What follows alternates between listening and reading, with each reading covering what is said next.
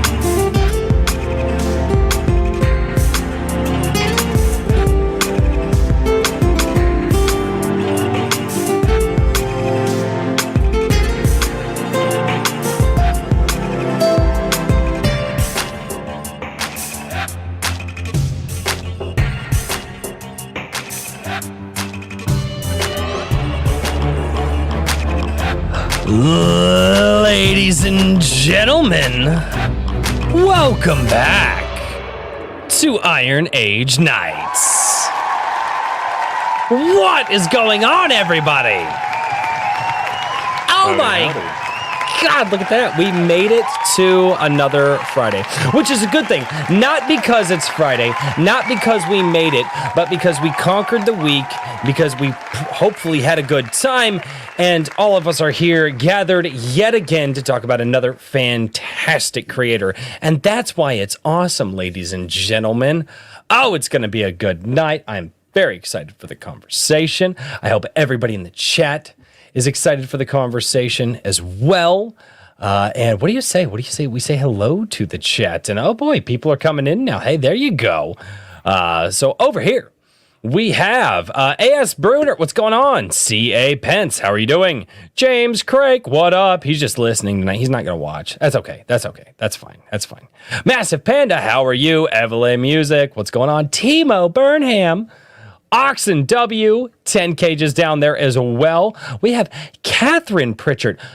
Boy, Pritchard, does that name sounds familiar. Is that the Mrs. Good Sir? It is. There you go. Well, welcome, Catherine. Hopefully I don't scare you off, and it's okay. It's okay. We will be gentle with your husband. It's fine. It's fine. Brian McCoppin, how are you doing? Periopsis Press. Katie, what's going on? And I'm going to shout this out really quickly.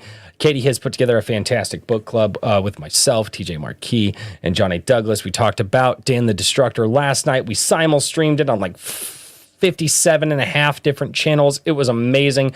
Great conversation. Katie, thank you for that. And thank you for forcing me to read. Swift Sword Rush, what's going on? Redoubt Productions, how are you? Alpha Proto. Oh, got it, jumped. Alpha Proto. What is up? Andrew Campbell, Mr. Mindflyer, Talking Pulp Press.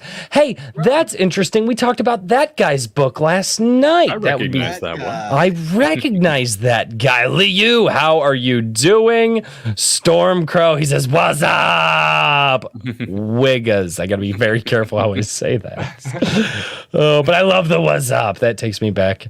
Oh, that takes me back. Too many decades ago. Too many decades ago. And over on the Rumble side, ladies and gentlemen, that's right. We are also live on Rumble, and I love seeing everybody over on Rumble. The best place. Yeah, well, people say things over there.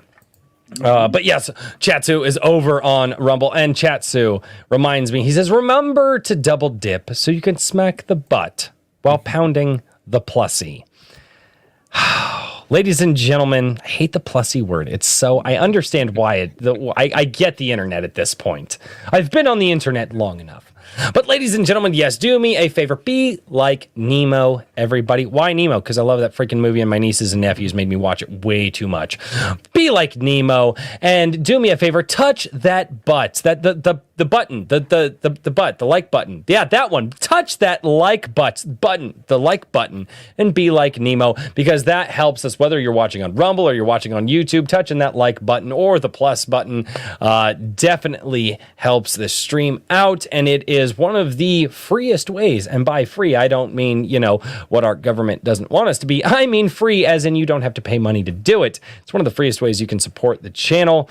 But yes, and especially over on Rumble, hitting the plus button on Rumble actually ranks the channel up, can put us on the homepage of Rumble. It's really, really awesome. And with more and more people going over to Rumble, does something. It really does. What a concept. What a concept. Amazing. Amazing.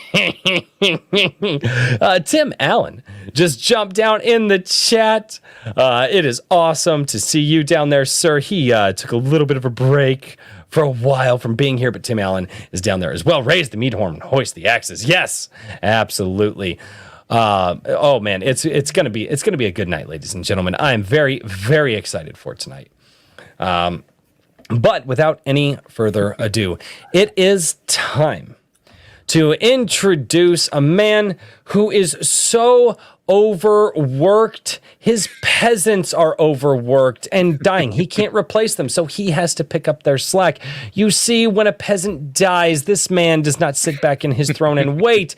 He yells at them, tells them, "Why aren't you working?" And then just picks up their slack and does the work. Ladies and gentlemen, I'm talking about the man, the myth, the absolute legend who decided to make Anvil, the Iron Age magazine, King Richard of IronAge.media. How are you doing, good sir? Your intros get more and more ridiculous every week. I try. I really do try. Oh, I know. I appreciate it in a strange way. No, it's been good. It's been one of those weeks where I've been calling the printer because I got the proof on Monday. The proof had problems, one of which was due to an error on my part. The other problems due to errors on their part, which were fixable. But it's just kind of been one of those experiences where I'm like, yeah, I am kicking myself for not getting it to the printer earlier because they are stretching the limits of their delivery times, shall we say? Oh no! So, I'm going to be putting out an update. Yeah, I'm going to be putting out an update on Sunday about everything. I think that we are still, all domestic should still get out in July, or people should get them in July. But that's cool. It's just one of these things. I'm gonna do a review and I'm gonna roast you just because I can. Yeah, it's a little bit not the way I wanted to have it go, but hey, we've learned. I think the second issue is going to be much more streamlined for the production side of things, so we should be able to get caught up. There's some exciting stuff going on with some additional plans that I've got going for maybe a special edition of Anvil next year, and maybe even two. And then the other thing I was going to say is that the Dragon Awards are going on, and there's been some rumblings about people being upset that somebody who isn't a leftist has put together a list of non-leftist authors. So that might be something if you guys want to try and go vote for people in the Dragon Awards. Yes. I need that link. That link absolutely needs to be in. I'll find it and we'll get it later. But God, and we can talk about it next week as well. But I just kind of wanted to put that whole next week's series of shenanigans up. That's fun. Up to put it on people's radar, so when we talk about it next week, it won't be a total surprise. Yes. Awesome. Well, I am glad that things are slowly but surely getting worked out. God, I know you've gone through hell with all of this. It's not really. I wouldn't say that. I just sort of. Well, frustration. You've gone through frustrations. Yeah, it's been a little bit of it's been a learning curve. I knew it was going to be a learning curve, but it was a steeper learning curve than I was prepared for mentally, and anyway, it's done. It's there, and now it's all that's over is the waiting for the printer and then packing the 500 or so packages. So fortunately, that is in a lot of ways the easy part because it's just packing stuff, and I can do it myself. And there you go. I'll just zone in. I'm sure I'm going to mail somebody the wrong thing, and I'm going to screw up. But I'm already prepared. I've already mentally prepared myself for that. So, oh, dude, I'm gonna raise hell just because I can. Just because I can. Yeah, you gotta. This isn't what I ordered. I think the tape on this package is a little. I'm going to intentionally send you the wrong thing. Just oh my god, that would be hilarious. Oh, please do. Oh, that would be hilarious. Oh my god. I thought at one point of flying out to hang out with Richard just so we could like beat the crap out of your package before we sent it out. and video it. I already have it's like, hey guys, like office just have the video ready and be like, well, I'm gonna do my review today, and then you guys just post that video. I'll be like, you sons of just Office Space beat the crap out of it in the corner. No, dude. I already have a special. I have a very particular plan that we're gonna do for Voice's copy of Anvil. It's gonna get some special treatment. Oh no, I don't know if I like the sound of that. You probably won't.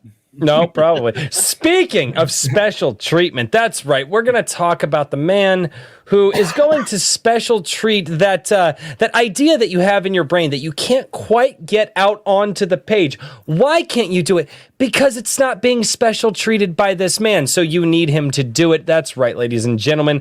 The guy who will help you bring your stories to fruition, put them on the page, and then get them out to the masses. That is the man, the myth, the legend, who will sink in the seat of power and hopefully halfway through the stream have two hands above him in the seat of power after several glasses of whiskey. That's right, it's Mr. Daniel P. Riley. How are you doing this weekend, sir? I actively try to sit up now. I know. It's annoying. I can't even meme it anymore. I know. My whole project to 3D print a ruler mount and everything else that I had to give up on. Now I don't feel so bad about giving up on it because you can go buy a sticky ruler and just. I know it's not that hard. But he didn't want to stick anything on it, so it had to set. It had to set. And anyway, then you get a wire coat hanger. It's not that hard. How dare you, Daniel? How have you been this weekend, sir? To spend the whole live stream Greta Thunberging you today. I'm doing well. I am exhausted from working on a million projects this week, but doing great. The next set of pages for the GCI comic are getting worked on as we speak. I've already got the first 5 plus that test page, so 6, which means by the end of this month, hopefully I'll have 11. I decided I'm going to do 2 chapters comics, so it's just going to be 6 comic books for the first book run. 6 floppies, 24 pages each book. And a couple of special things will be added on for the crowdfund versions for the packet. I'll have some additions going in each of the comics as they come out. There you go. Just for that. Oh. And next week, I should have some merch to show you guys. Yeah. The cigar merch is going to be a merch show and us just faffing about. I am going to have to figure out how to. I'm not even going to be here most of the week next week. But yes, next week is the cigar stream and also the 1 year to the day anniversary of my ISM video that blew up the channel. So that's going to be a fun stream. Open invite to any and all past guests of the channel, of Iron Age Nights, I should say. So if you've been on Iron Age Nights, if you've been on one of the 38 episodes of Iron Age Nights, you will have an open invite to come into the channel, and you'll get an invite. We'll come in. It's going to be a round table, drinking cigars, no topic, just hilarity to ensue, and we'll probably judge the hell out of my ISM video that I did over a year ago. I don't know. It's the anniversary of it, and I'm really proud of that video. That launched me into this world, and so I'm like, what better way than for literally everybody here to just make fun of it? We'll watch it. We'll MST3K it. It'll be a blast. It'll be a blast. There we go. Well, ladies and gentlemen, it is time to introduce our guest, who is completely over the top, exuberant, absolutely love his personality. I love him in the chat. I love how he's been excited to be here all week. I love the fact that he is a musician, and we're going to get into that. I love the fact that he is also writing as well and looking to create creations for you guys to put into your brains to inspire you to write things. And that is Mr. A.C. Pritchard. What's going on, Andy? How are you doing, good sir? Doing great. Happy to be here, guys. Thanks for having me on. No, absolutely. So let's do this really quick. I'm going to ask you the first question. And the first question is somewhat scripted. It's actually the only scripted question that I have, but it's a really good first question. And I love this question. And hopefully you guys, I don't know, did Rumble crash? I don't know. Did Rumble crash? I don't know. Oh, good Lord. Probably. I don't know. Well, it depends on how much traffic they're getting. They've been getting, like, there was like 3,000 people on Friday Night Tights over there earlier. So that's nuts. But as always, I love to ask this. So Andy, you're getting into writing. You've been in music. You're in the creative space. You're working on creating new things for people to enjoy. What got you to this stage in, I guess, the Iron Age today? Where did this all start? Were you younger? Were you older? How did you get to this place where you're trying to create and show new fantastic ideas to people? Well, as far as the Iron Age goes, I got straight up algorithmed into it. Oh, yeah, there you go. YouTube and Twitter and everything. Didn't really know it was like a thing until, like I started regularly following people like Eric July and, the typical names. Something about a guy talking about making millions of dollars in comics. And, he used to be from the metal scene like me. Like I even knew like who his band was and stuff. But when I found him, I didn't realize that's who it was. I thought it was just some dude named Eric July. You know what I mean? Oh, that's cool. But I recently realized that, everything that the Iron Age is, just like indie creators and whatnot. Like I realized I've been kind of a part of indie for over a decade. I got over a decade of experience in that, only taking a break recently, a couple of years before the pandemic. So realizing that recently has kind of reignited everything, and I'm getting back in it. I've been writing my whole life. So having like a community is amazing. So I don't disagree. So you've been writing your whole life. Where did that start? In high school. Maybe even middle school, actually. Just typical nerd stuff. You got your video games, your movies and stuff. But if I remember right, there was like the one thing that actually made me start writing. I think there was this online text-based game that me and my high school friends just like played, went back and forth.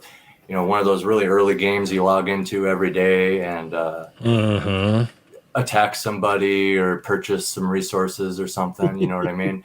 It was all text-based. And I remember just wanting to keep playing that when I got home from school and stuff. And that just turned into just like starting to write stories and stuff, So that led into like taking English more seriously and creative writing more seriously. And,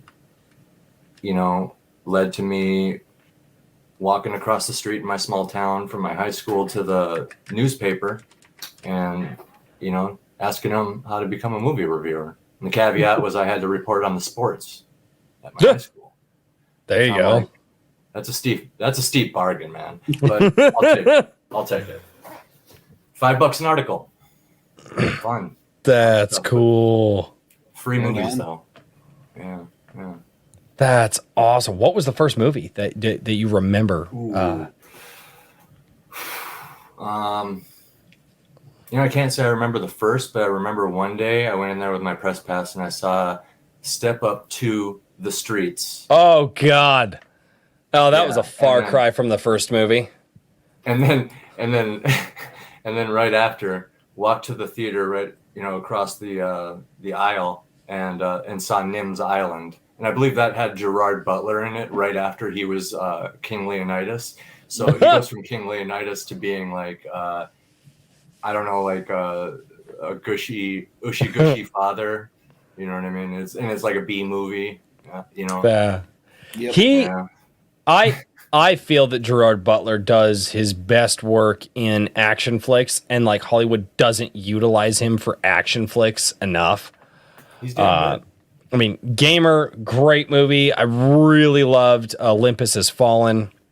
That was just a good movie. A classic, like homage to like Die Hard and things like that.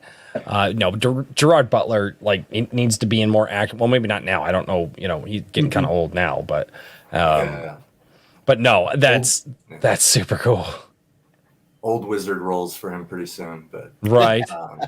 What was that movie that he did where it was like a vengeance story and he just like brutally like gets these guys back? Well, and I think it's like warranted too because they like took out his family or something. Oh, yeah. Oh, oh my God, it's got I think it's got Jamie Foxx in it. It's got it's oh God, what is that? But he was Chat, help me out.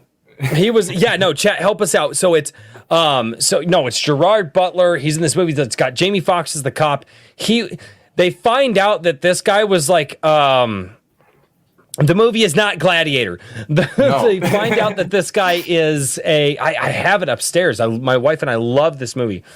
Where he does he was the guy that came up, law-abiding citizen. Thank you. Law-abiding citizen.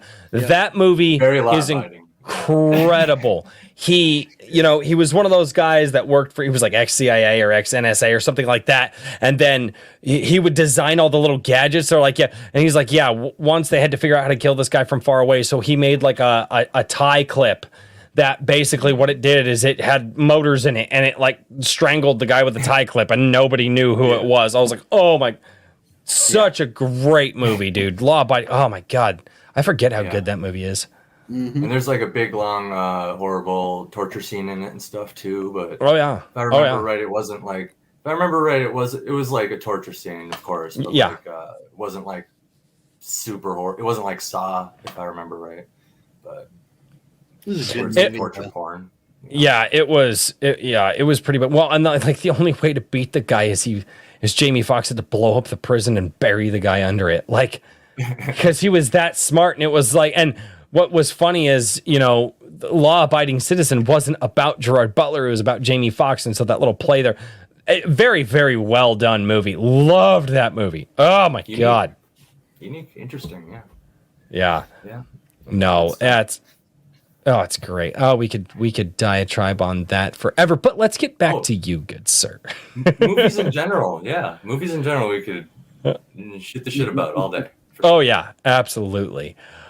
So it sounds like you got started before really in your writing style doing articles. How do you go from that to music, especially metal? Well, it's interesting.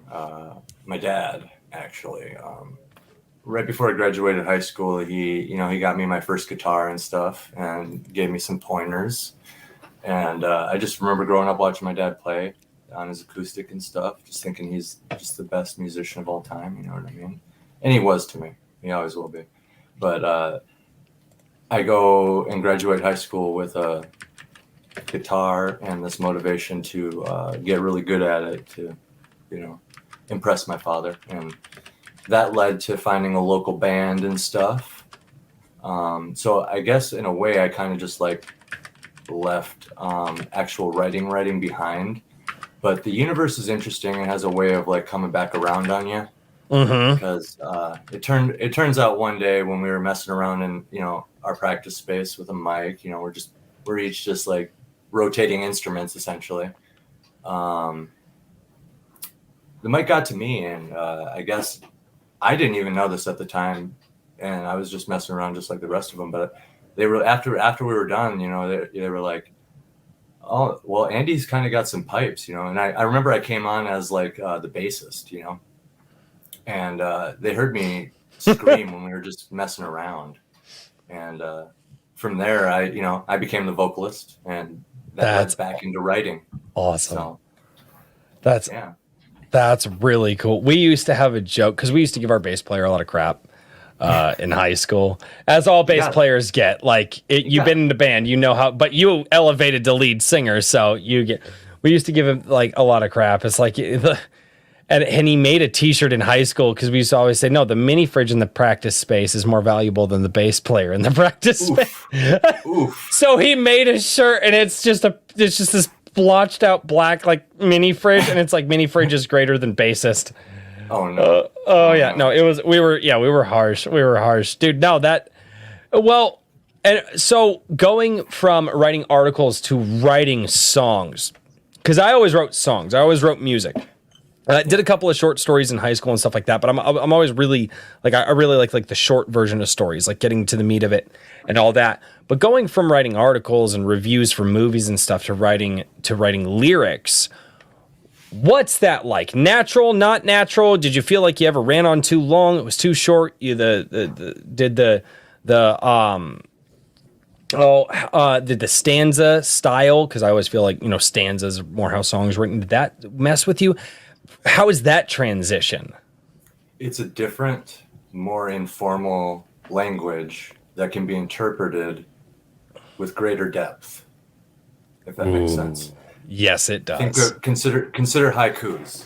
Mm-hmm. How much can you say with as few words as possible, right? Like the shortest stories on earth. Like what's my favorite is the shortest horror story. The Last Man on Earth is alone in his house, and then there's a knock at the door. Boom. A lot with a little. You know what I mean? Right. It's a different language. Language. And I found it actually quite challenging because something about prose and just imagining a movie in your head and just trying to describe it on what you're seeing versus come up with like technically correct mathematical and rhythmic rhyming, you know what I mean? Like, yeah, sure, it's more informal, but it's more formal in some ways, like syllables. Yeah, I can say as many, I could use as many syllables as I want in a sentence in my novel, but it just won't work in a song. It just straight up won't work. Yeah. You have to follow a pentameter, don't you? I'm pretty self-taught with a lot of that stuff, so we don't big words here, Daniel. It's when a sentence runs on. I guess essentially, it's when a sentence runs on a set of beats. So it's often used in poetry, but I heard that it transfers to writing song lyrics. Oh yeah. If your poetry has tempo, it's already a song, in my opinion. Like. What you just need a beat behind it, or like it's essentially your syllables run in a dit sort of format that follows whatever beat or whatever flow structure. If you're using poetry as an example. So I guess to go back on what I said about the informal thing, I hope everybody understands. Like I didn't like. You can see how it can be both because poetry is quite free form, but as Daniel's bringing up, and there's math and there's like things that need to line up. So it's like it's different. Well, what's interesting about writing music too? I don't know if you did this. I had a bad habit of because I'm a vocalist, so. Vocalist, hey. Yeah, but I have a bad habit of I loved coming in the offbeat, but I wouldn't, because you get the one and I wrote songs where I wouldn't come in on the one and I'd come in on the so the one and I would come in there and it threw my guitarist off and he's like, what the I'm like, no. It starts here, finish it, and he's like, okay. And he did it, and he was like, how does your brain work like that? I'm like, I don't know. It just that's what naturally comes out. And so that's what's so interesting about like writing music is that you get to cheat the rules a lot. and you Yeah. get to do this natural feeling that some things like poetry and reviews don't allow you to do. Did you experience that going from reviews to lyrics?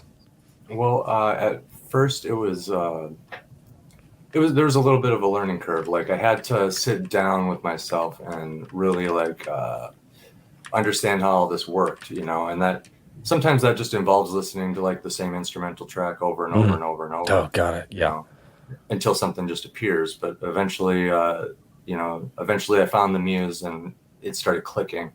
And, you know, it's just like now I can listen to an instrumental track, which instrumental music has become like my favorite. Oh man, it's so nice to write to a good instrumental track. Yes. But I can tell it's good. I can tell it's good when it gets really rhythmic, and then I feel stuff start to move around in my head. Words start to like I can start feeling syllables like start to like kind of bounce around. Yeah, that means I just listen to it a few more times, and then I'll have a verse, you know, and it's just a matter of time. So good stuff. Okay. So you would listen to the music and write to it? Yeah. There is one song I could point to in my discography where we started with my lyrics.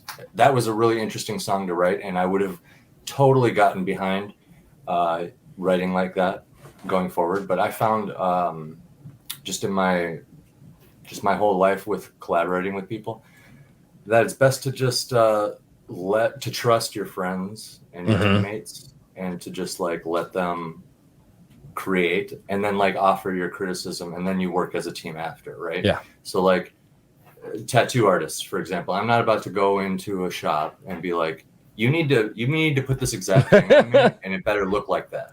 Yeah. Like, no, I would rather go into a shop, find somebody I like, sit down with the guy or lady and say, hey, I have this idea, perhaps in this style. Can you draw something up for me? And, you know what I mean? And then when I guarantee you 9 times out of 10, whatever they deliver on the other end, it's going to be like, it'll blow your mind. You know what I mean? And you didn't even expect it. So I prefer to do that with all my artists. But, yeah. Oh, I'm so weird. I realize I do things the wrong way. No, Royce. You have a creation process. Well, man, there were some things I had this rhythm or this melody, and I'd play it and I'd write. Most of the time, I would have an idea, like a lyrical idea, and I'd like call my guitarist and I'm like, "Hey, so here's the lyrics. Here's just like it's like 2 lines," and I'm like, "I need you to." I'd be like, sometimes like, "Hey, I need you to learn Santana this weekend." And he's like, "What?" I'm like, "No, just learn Santana, and then I'm gonna like, I'll make sure like I, have just a really bad recording of this thing, and then we'll work on it, you know." Yeah. And so I do that, or I call him, I'm like, "Hey, I need an AC/DC style." And he's like, "All right, cool." Or I'm like, "Hey, I need you to mishmash like 3 Doors Down crossed with like something else." And like, I was that guy, because I had it in my head. Yeah. But my idea was kind of based off of all this stuff. But then I call, like my drummers, like I didn't know how to drum. And I'm like, okay, I know the sound in my head that I hear. And I know when your hands are over here, that's the sound I hear. And he's like, when I hit the 4 toms, I'm like, yeah, sure, the 4 toms. I don't know what you call them, but I know that when you hit these things on this side of your body, that's the sound I need to hear. And that's that. Yeah. But like, flavor it yourself, make it do your own thing. I can tell you the sounds I want to hear and when I want to hear them, but I want to hear you through it. And that's how I used to work with my band. And so it was in you want me to walk you through? Okay, so when Andy had an idea, it was you're sitting there doing whatever, and then Andy comes in to come chill, and he's like, I was just thinking, I had this breakdown in my head, it's like jigga-dan, jigga-dan, jigga-dan, jigga-dan. You know what I'm saying? And then the drums are all like, and it's like, and they're like, yeah, I can kind of hear that. And then they pick up the guitar and kind of like play something completely different, even though I can acknowledge that it sounds like that. And there you I'm go. just like, no, that's not quite right. It's more like jigga-dan, jigga-dan, jigga-dan. You know what I mean? Instead of like scales and stuff. Totally been there. I've totally been there. We get through it. Dude, writing musical writing and connecting all that stuff is so different than any sort of like the musical process legitimately is the closest thing to throwing spaghetti at a wall and seeing what sticks. And I think all creative endeavors are that way. yeah, You know what? I won't speak to the other ones, but I will trust you on that, man. And on your note, on what you said about how songs would start and stuff, like you'd call up your buddies and be like, "Oh, I need something like crossed with this and stuff. Yeah, I have this idea." You know, every single great thing just starts with an idea, like Daniel said, like everything. And it's like that one song that got created. I was like, I have the rhythm to all these vocals, and then one day me and my drummer just got together and did it, and then there's another song that's like what I just kind of described. I was like, I got this breakdown, da da da da da, that turned into a song. And like even a good story, it's like, you know, what if a bounty hunter got hired to go do a mission, and at the end of the mission, after he slaughtered all these bad guys, you know, he finds out it's a baby. Oh God! Right? Yeah, the Mandalorian. Right? Oh God! You know, there's just like story seeds. There's idea seeds that exist out there. So.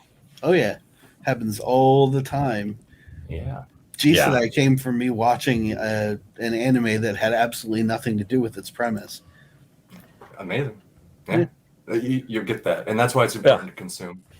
I think I was doing dishes, and in between episodes, the intro music started for, I think it was season 2. It's the second OVA for Rise of the Shield Hero. When I was watching that, and I just started seeing, listening to the song, I just started seeing a scene. And I'm like, oh, this is interesting, which happens to me all the time. And it's called mushrooms, Daniel. Developed from there. No, it's not. Why aren't you sharing? I know, right? Because he's greedy. This is my only illicit substance. Thank you very much. That we know about. Mushroom Team. that all stopped when I was like 19. Thank you very much. Well, the important thing is that you did it. You visited. That's sometimes all somebody needs. I think. Have you guys? Well, this is a whole different subject, but you've heard the. Hey, I told you before we started. It's your show, man. Let's go. I'm down. Let's do it. You've heard the theory of the stoned ape theory, right? The evolution of humanity, like that we gained our sentience by eating some mushrooms off of some poop. I have heard that, but I have not heard all of it. It's a theory. It's a theory. Yeah, yes. I can't remember who it was. It's honestly, it's probably not a bad theory. It sounds like one of those theories that comes somebody. from making a sandwich that's got peanut butter and cheese on it after you've had a weekend. Yeah, dude. That's probably one of those theories that led me to realize that Reese's Pieces and movie theater popcorn in the same bite are delicious. That's a super chat for 420 sort of theory. Oh, dude, it totally makes sense though, man. Oh God, that's great. Oh God, the chat right now. Yes, I gotta check now. the Kikomon has already started on the dad jokes. We will definitely get to those later. He's got some killer ones. I welcome the Kikomon. We'll have to do the Kiko outro. Yeah, we will do the Kiko outro tonight for sure. Apparently, John A. Douglas shot Bigfoot. Yeah. Oh, hell yeah, man! Congrats. Well done. Yeah. All right. Awesome. So, wow. Make sure you mount the head on the wall with like a. Send it to my wife. She'll get it all cleaned up. She loves that stuff. Okay, Catherine Pritchard. Potato chips and sandwiches are delicious. I agree. I absolutely agree. But you ever tried fries on a burger? It's wrong. Yeah. It's wrong. It's wrong. I don't like fries on a burger. No. Potato chips on a sandwich. Yes. Fries on a burger. You would think it's this. No, it's not. It's. What about really crispy fries that are salty? Ooh, maybe. Depends on the burger. one of my it does. burnout buddies back in the day came up with what he considered to be the ultimate munchie food, which was a sandwich comprised of peanut butter, saltine crackers, and American cheese. With the bread? With the bread? Yep, with bread. Oh, Bread. oh my So god! he wanted that crunch and that texture, Yep. that creaminess. I Not could with the see cheese. I know. not- I was like, it, I stood in his kitchen, high as hell, staring at him like, "What are you All right. doing?" My snack as a kid, you take Triscuits. You guys remember Triscuits? You remember them things? The wheat cracker thing? Triscuits, paste picante salsa, Ooh. and a little chunk of American Craft singles. Make a bunch of those, pop them in the microwave, heat them up for about 30 seconds. Oh man. Delicious. I would would probably probably like a whole bag of pepperonis if I got a hold of it. Oh, dude. So That's you know, healthy. That's healthy, it's great for you. Yeah. Oh, yeah. Yeah. Especially that the little crunchy fun packet at the end. Oh. Yeah. That's where you get the nutrients. I think. Oh, We're all God. That's where all of it. That thing that very clearly says "Do not eat." Oh man. Well, That's fine. You know, that's just what the globalist wants you to think. You know. Yeah.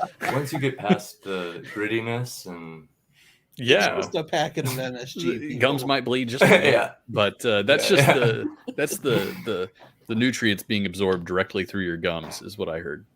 Yep. So yeah, it makes you smarter. Makes Mhm. you smarter. Yeah. I mean, obviously. Oh, God.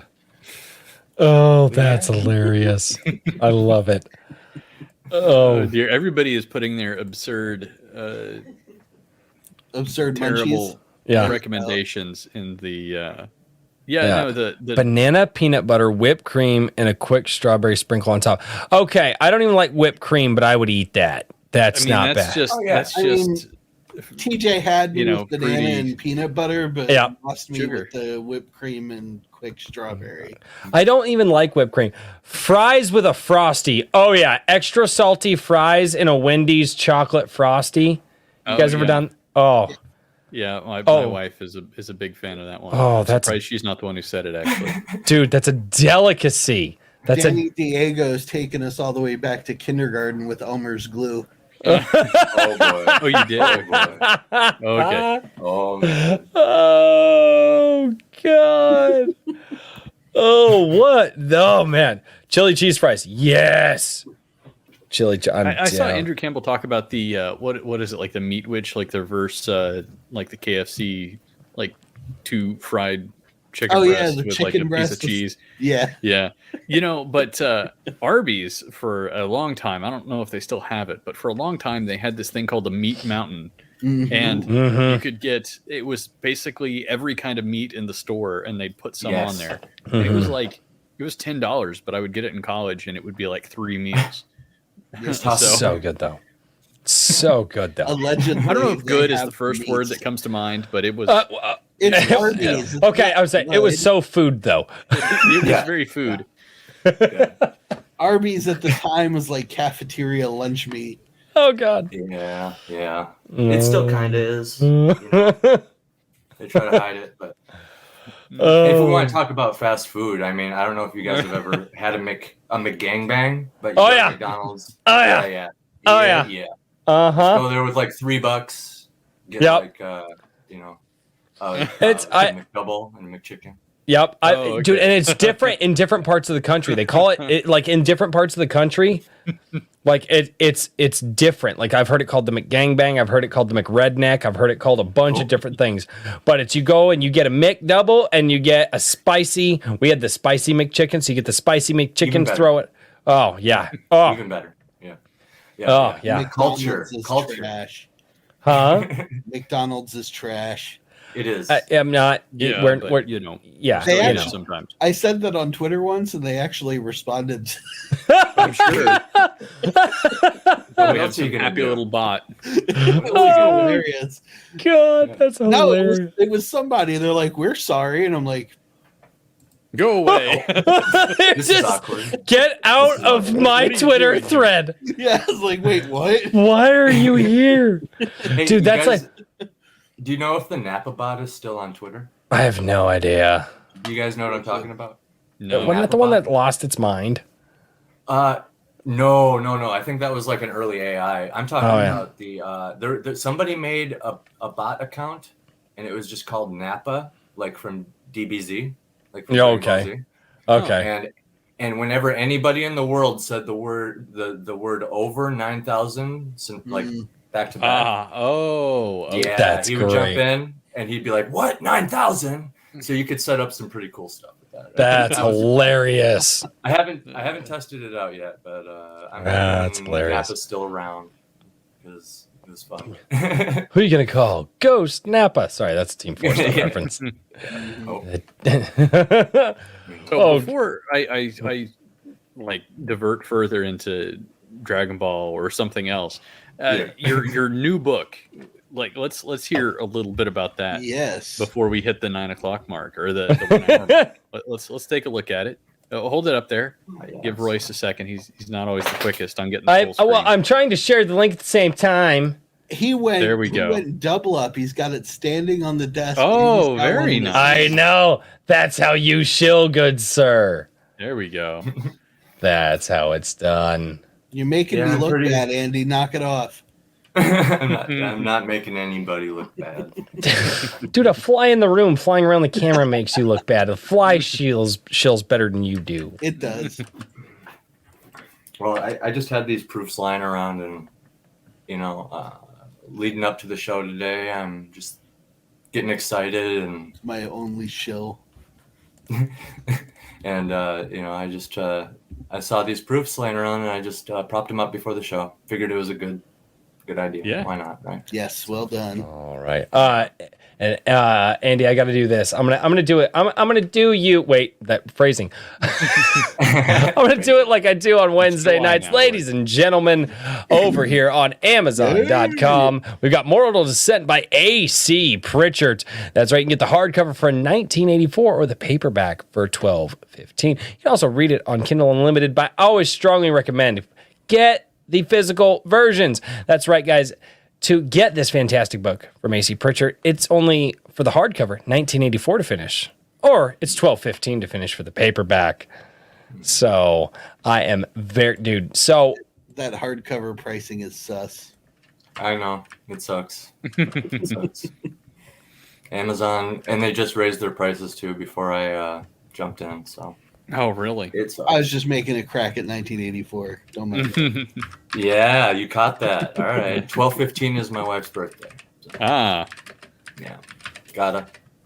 Oh, and 8 is my favorite number. So there you go. whenever you're unsure, just like pick something, right? So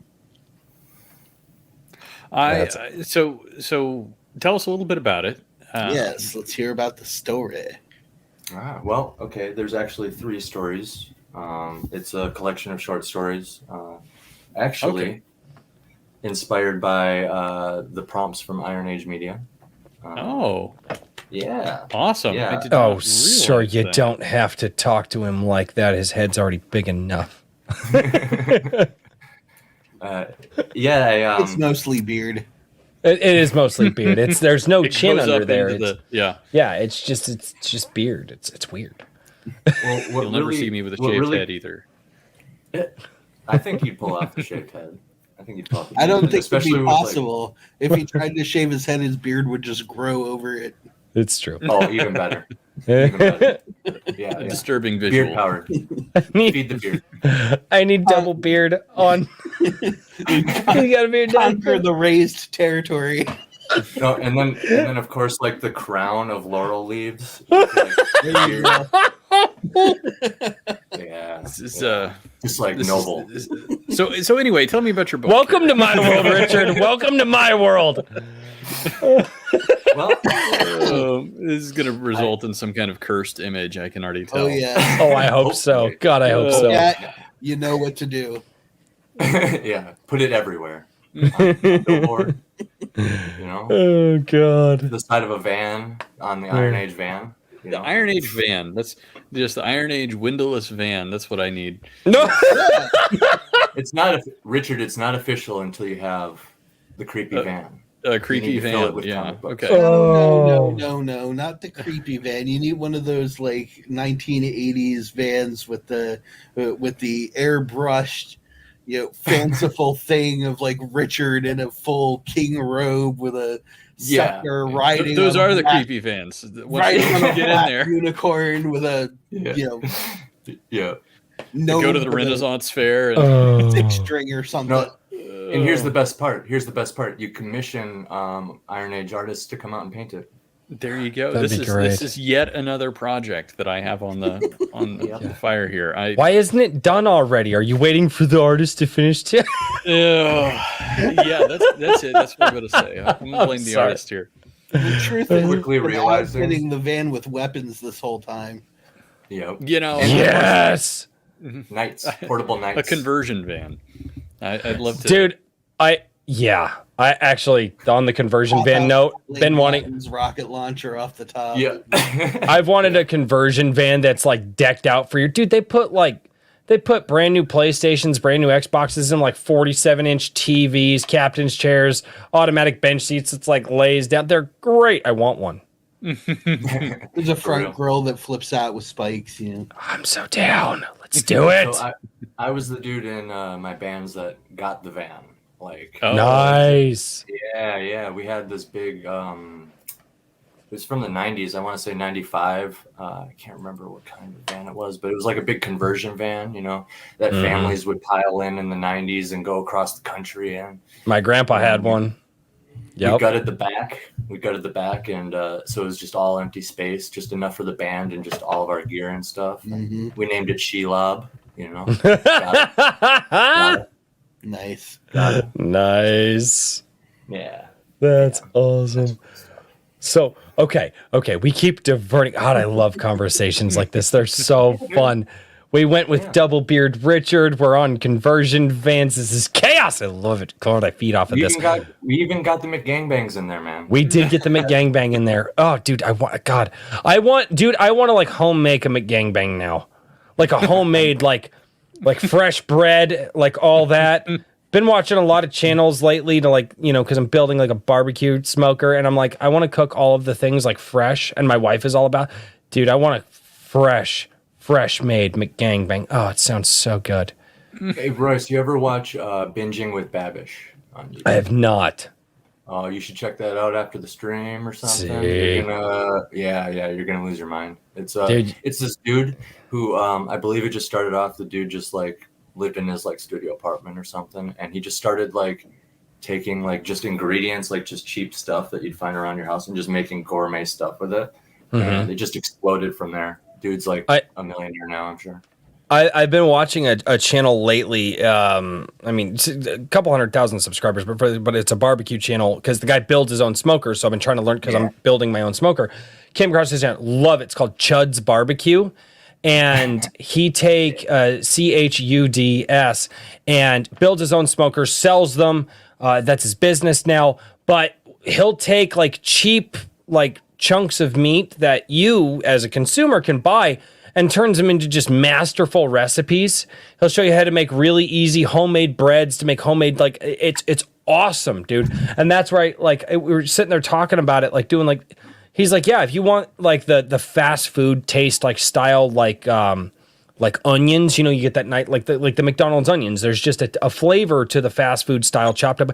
He's like, yeah, you take the onions, you chop them up, you dehydrate them, and put them away. And then when you want that flavor again, you put them in some water, rehydrate them, and you get that same flavor, but it's all fresh that you like grew yourself or whatever. And I'm like, dude, that's awesome. Oh, it's amazing. Dude, I love stuff like, oh man, I'm so, we must be hungry tonight, gentlemen. Sir, tell us about your story. Stop talking about food.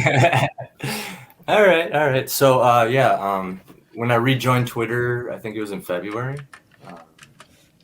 That was shortly after I finished my novel. Like, I stayed relatively unplugged for the whole year I worked on my novel, after my son was born. And, when that's done, you start thinking, what's next? What do I do from here? And it really came down to the question of, do I shop my novel with like, do I look for an agent and do trad, or do I go indie, right? And that led me back to Twitter, which I don't know what happened. I think I just typed in a few names from like my YouTube, and then clicked follow all a few times. That's a new feature that wasn't there when I was on Twitter. Right. And like I said, algorithmed right into where I belong, honestly. And it wasn't long until I saw like Iron Age Media, and started checking that out, looking at what all the amazing projects everybody is doing. Holy crap, the art. I cannot stress enough how amazing it is to see all this stuff that just exists right beneath the surface of everything. Like for those who have eyes to see it, and like, it's not even all like out there yet. It's just like much of it is in the crowdfunding phase still. And it's just good in like a year or two, it's going to be really crazy. It's going to be really crazy once all this stuff actually drops and people like, get little breaks of success, but then also get backed into a corner and have to get innovative. You know what I mean? This is a melting pot of creativity and ambition, and it's just amazing. So it dropped me in here, and I found Iron Age, and I saw the weekly prompts, and I was like, this is actually something I could do to get my name out there a little bit, just to get people to know who I am. And then at least they know I have like a novel on the way, right? That was my rationalization to it. So I went ahead and I poured a bunch of, I tend to go all in on everything I write and do, honestly. So when I saw that, I believe it was the annexation prompt. That's what it was. I saw that picture, and I remember, I knew it was, I could tell it was like AI generated, but it looked so real at the same time. And I was just like, this is a great idea. He's generating his images, and encouraging creators to create with them. And I'm like, this is just a good idea. Like, I can get my name out there. Yeah. Yeah. And I mean, I think that, I know AI art is controversial, but I think as a kaleidoscope type bit of inspiration, throw things together, mix it around. I'm glad that it, has been beneficial to people, to a certain degree. It really has, man. And like, as far as the controversy goes, is it controversial to encourage humans to create? One person generates images to encourage possibly hundreds of people to create, right? And I think that's really beautiful, honestly. I think the controversy comes into play when you get human beings, like always, that get their hands on something and want to start taking advantage of other human beings and use this as like an unfair advantage, right? Mm-hmm. And that's where you get like the AI writers and the AI artists. Yeah, or just dishonest.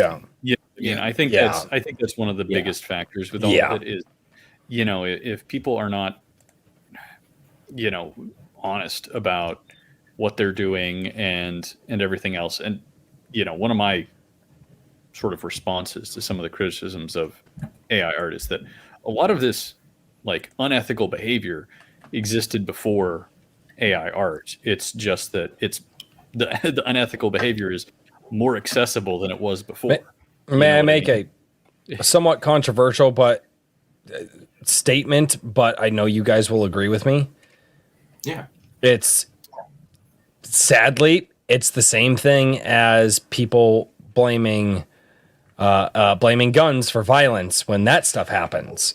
Bad things happen. It's the same because they're blaming they're blaming a technology when people are using it and mishandling it.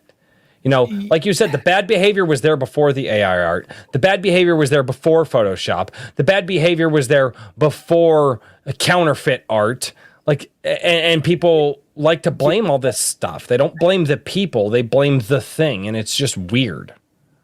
Right. Well, and no,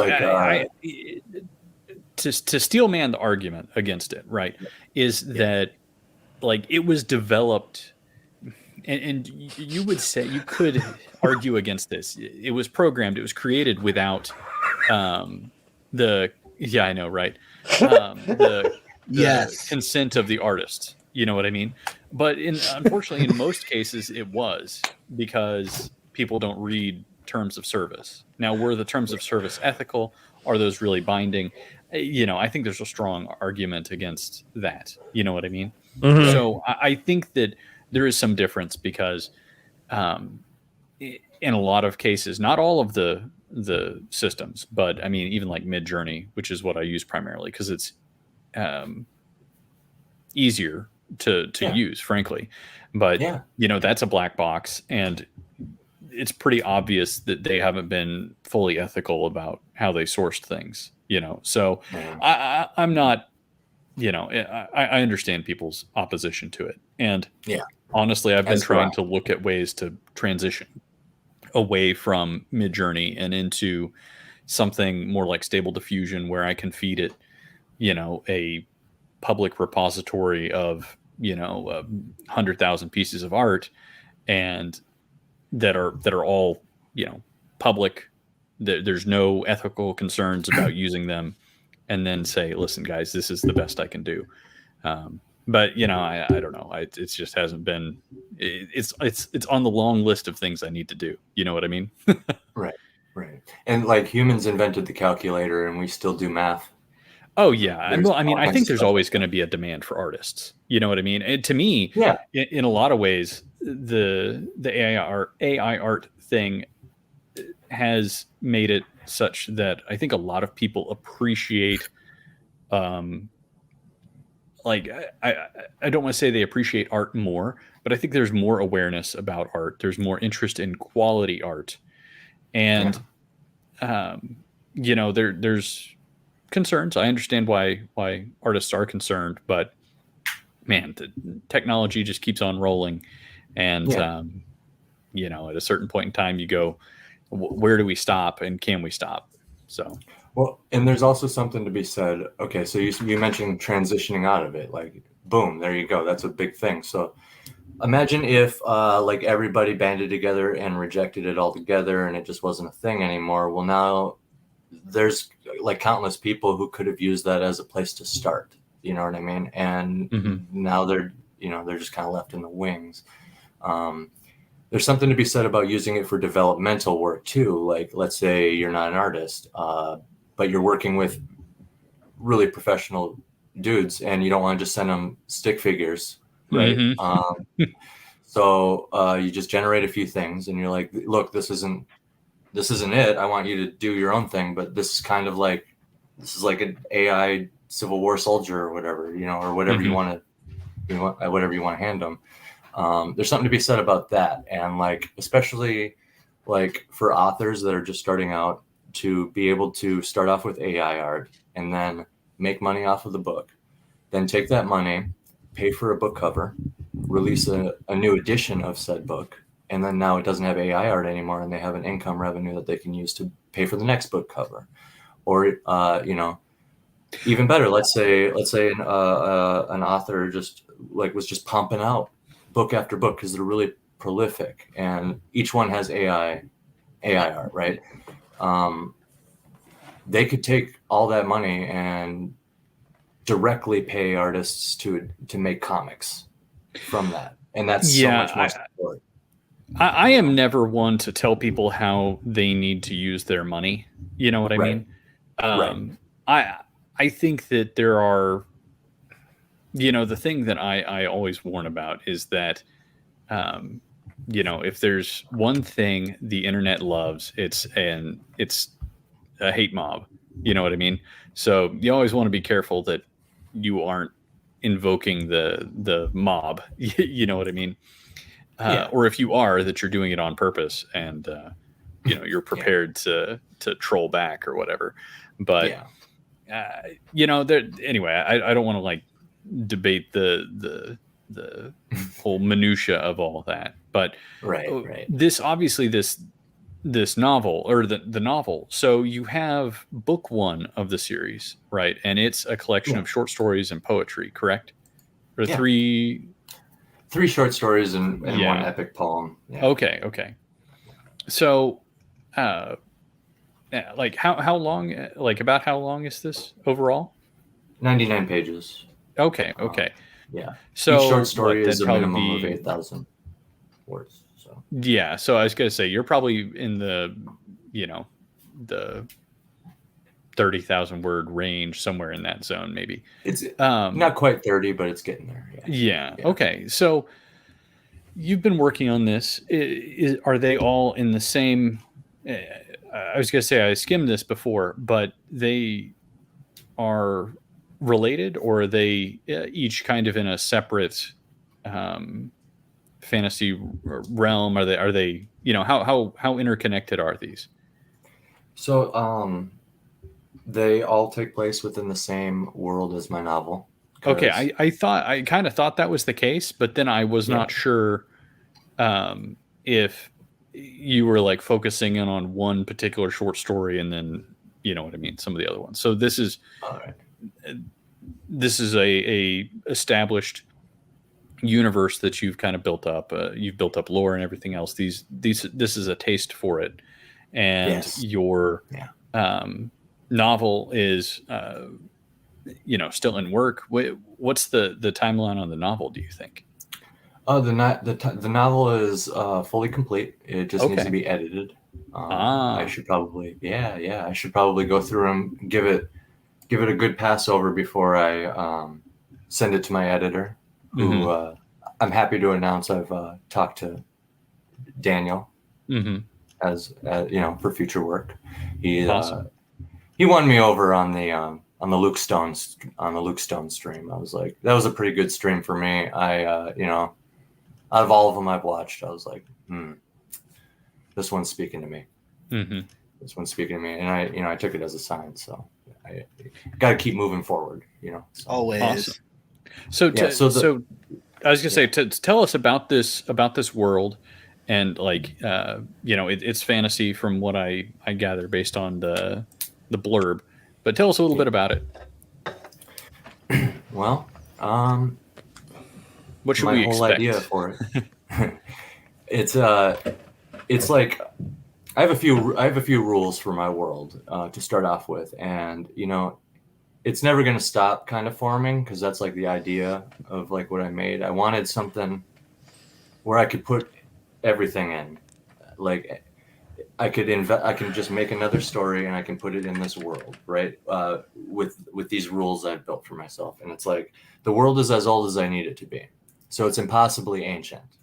It's an ancient world that has ended multiple times, many times, countless times. Great civilizations have risen up, almost probably made it to the stars in some cases. Probably not in the rest of the cases. Stories like the Tower of Babel come to mind. The Younger Dryas. Yes. Event. Yes. All of that. The dinosaur extinction. Any way you can think of that has happened in this world. The world has ended in that way. Now, I really like realism. So I try to like take inspiration from the real world and from history, and really try to like apply that in a sense, because like I feel like that makes it a lot easier to immerse yourself when it feels. I mean, it's going to feel real if you're inspired by real stuff. You know what I mean? So that being said, it's as old as it used to be. Familiarity is a writer's best tool. Oh, 100%. 100%. Yeah. I mean, it can be like an artist's best tool, a musician's best tool as well. In fact, musicians really rely on familiarity. If something's too strange, but it's good, but too strange, it's too strange. Yeah, been there. Yeah, Yep. we talked about that. Oh yeah. This is good, but it's strange. It's different. So. Yup. Yeah. So the world is extremely old. It's Earth-like.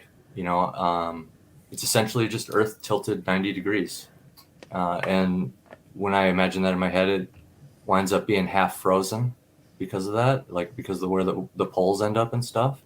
And I just imagine this half frozen Earth that's super old, and I can just have all my stories in it. It's a sandbox.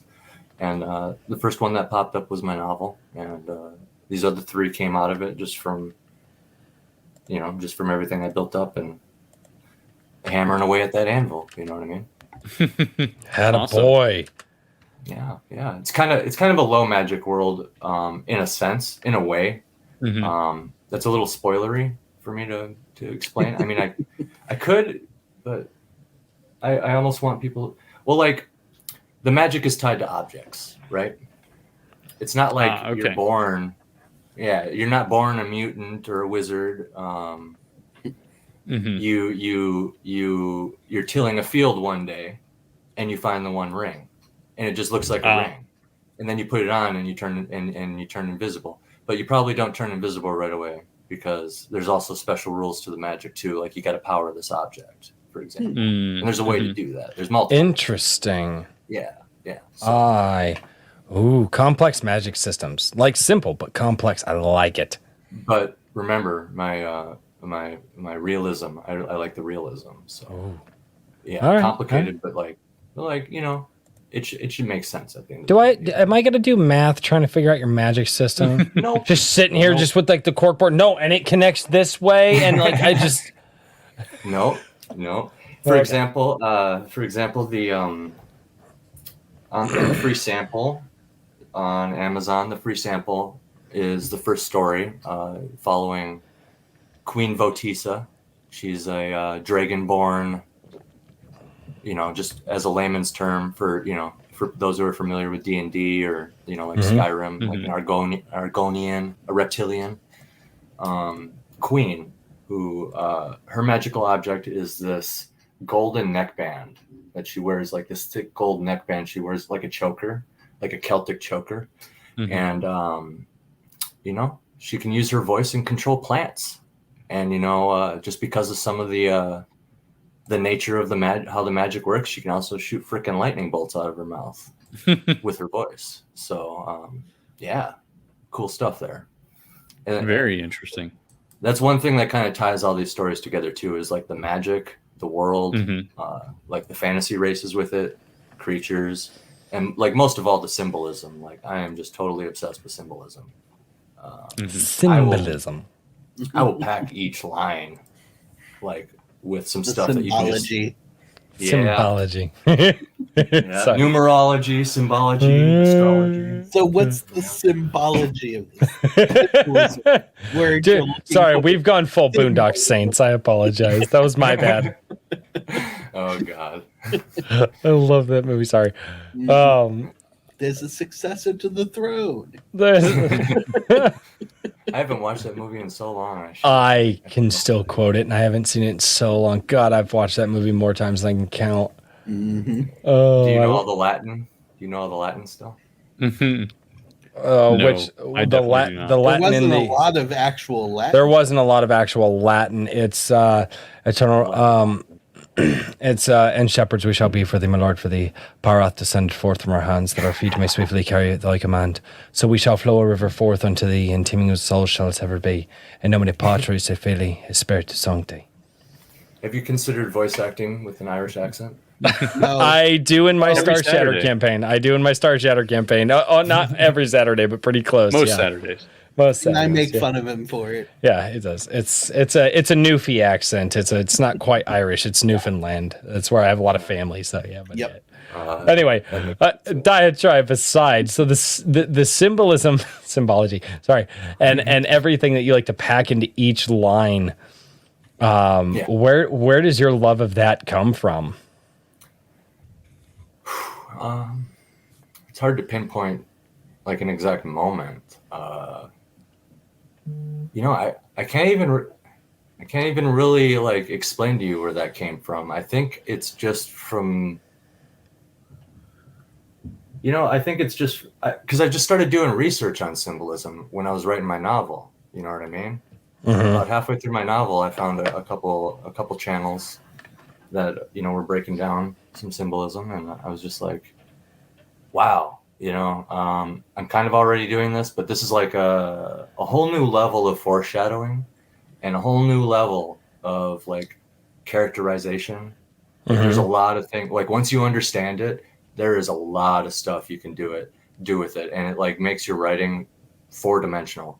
It totally does. And people who have read your book, you know, countless times, they might read one line a different way and suddenly the whole picture becomes clear. And they see each character differently. And it's like, oh, that guy is actually that thing. And like, holy crap, him saying this to this other person suddenly means like a whole different like thing. And like, there is the element of like adding real world symbolism into the story too. Like I was saying about being inspired by real history, mythology, for example. There's a lot of different religions on the earth that have a lot of pretty cool characters in mythology. And you know, it just happened to be that like millions of people believed in these characters as gods, so they like mean something to people also. So there's like that emotional and like spiritual connection with these figures, you know, and it goes older than anybody alive. It goes older than a lot of bloodlines that are even still alive. You know what I mean? It's just been always a part of human history. Symbolism, and you gotta keep it going. Yeah, Love you gotta that. keep it going. It's one of my writing rules. Write what you know, learn what you don't. Exactly. Yeah, and you'd be amazed at where that road takes you. Some pretty crazy places. Like, I kind of know how to sail now after just having my book start off in the ocean on like essentially just a pirate ship. Yep. I was like, I'm going to be here for a third of the book. I should probably do it right. And I'm like, these guys all have scurvy now. You know what I mean?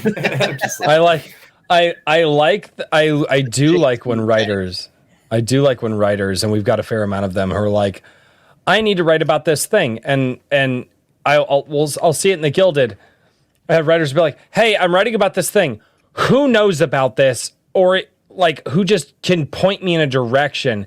And the conversation will be like, oh, you don't know about this? And like, all of a sudden people are talking about like nuclear physics. And I'm like, what are you guys even on? And then it goes quickly back to memeing. But it's so cool when I see a writer, like, cause that cues me into like the good writing process. Like, hey, I need to talk about this thing in my book. I need to know, like, from actual people, this actual thing, like, or just point me in the direction that I can learn from it. And then they use that in their books. And like, that's just awesome, because I have always viewed it as, especially once you're old enough, the best person to educate yourself is you. You seek it out. You go and you learn. You find out these new things that you didn't know before. And what's so cool is, especially with creatives, good creatives, not bad creatives. Bad creatives think that they can create, but they can't. They just suck. But good creatives are, I want to learn this thing. I want to know how it works so I can write about it competently. And they do. And it's amazing to see it. And I love when people do that and they learn about it, just like you described, because you're educating yourself. You're that little public school or whatever, homeschool or whatever you did. No, you're educating yourself now. You're learning. You're going down that path of knowledge, and it's absolutely incredible. Really, really quickly, I do have to tear off on this because I don't get these. These won't get saved for later. But 15 memberships have been gifted from Danny Diego over on YouTube. Thank you so much, Danny Diego, for gifting 15 memberships to A Drink with Crazy. Seriously, man, just thank you for that. I really do appreciate it. I would strongly recommend that if you would like to become a member of the Gilded and support over there and get the invite to the Wednesday live streams, that's the golden ticket. That's if you want to come in on the live streams on Wednesdays and review some new projects and talk about some new projects that are coming out, introduce people and hang out go over to the Gilded, join the Gilded, become a supporter over there, or just go over to the Gilded for free. Gilded is free. Go over there, hang out, have some fun with people. Sorry, I have to do that because Diego is a name that I am not familiar with in the chat unless they change their name from something previous.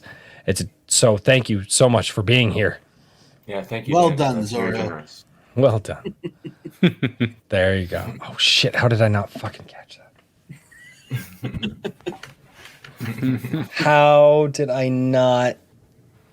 My It's all brain right, is Royce. my brain is not Don't act Canadian now. Come on. Oh no. It's I don't no. Canadians apologize for everything. Real men apologize when it's necessary. Oh, well, very- way to that's- save face. Yeah, that's very intentionally said. Keep in mind what I said there. Oh God, I love that the Canadian thing is catching on. It's great. It is. It's stuck in Oh, my head. there you go. I never apologize anymore now because of you. You freed me. You freed me from the shackles of guilt.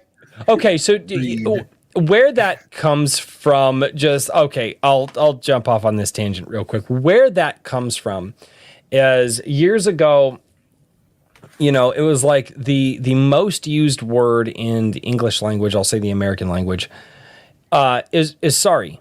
People say it all the time. And when I learned that, I was like, well, that kind of cheapens the word like a lot.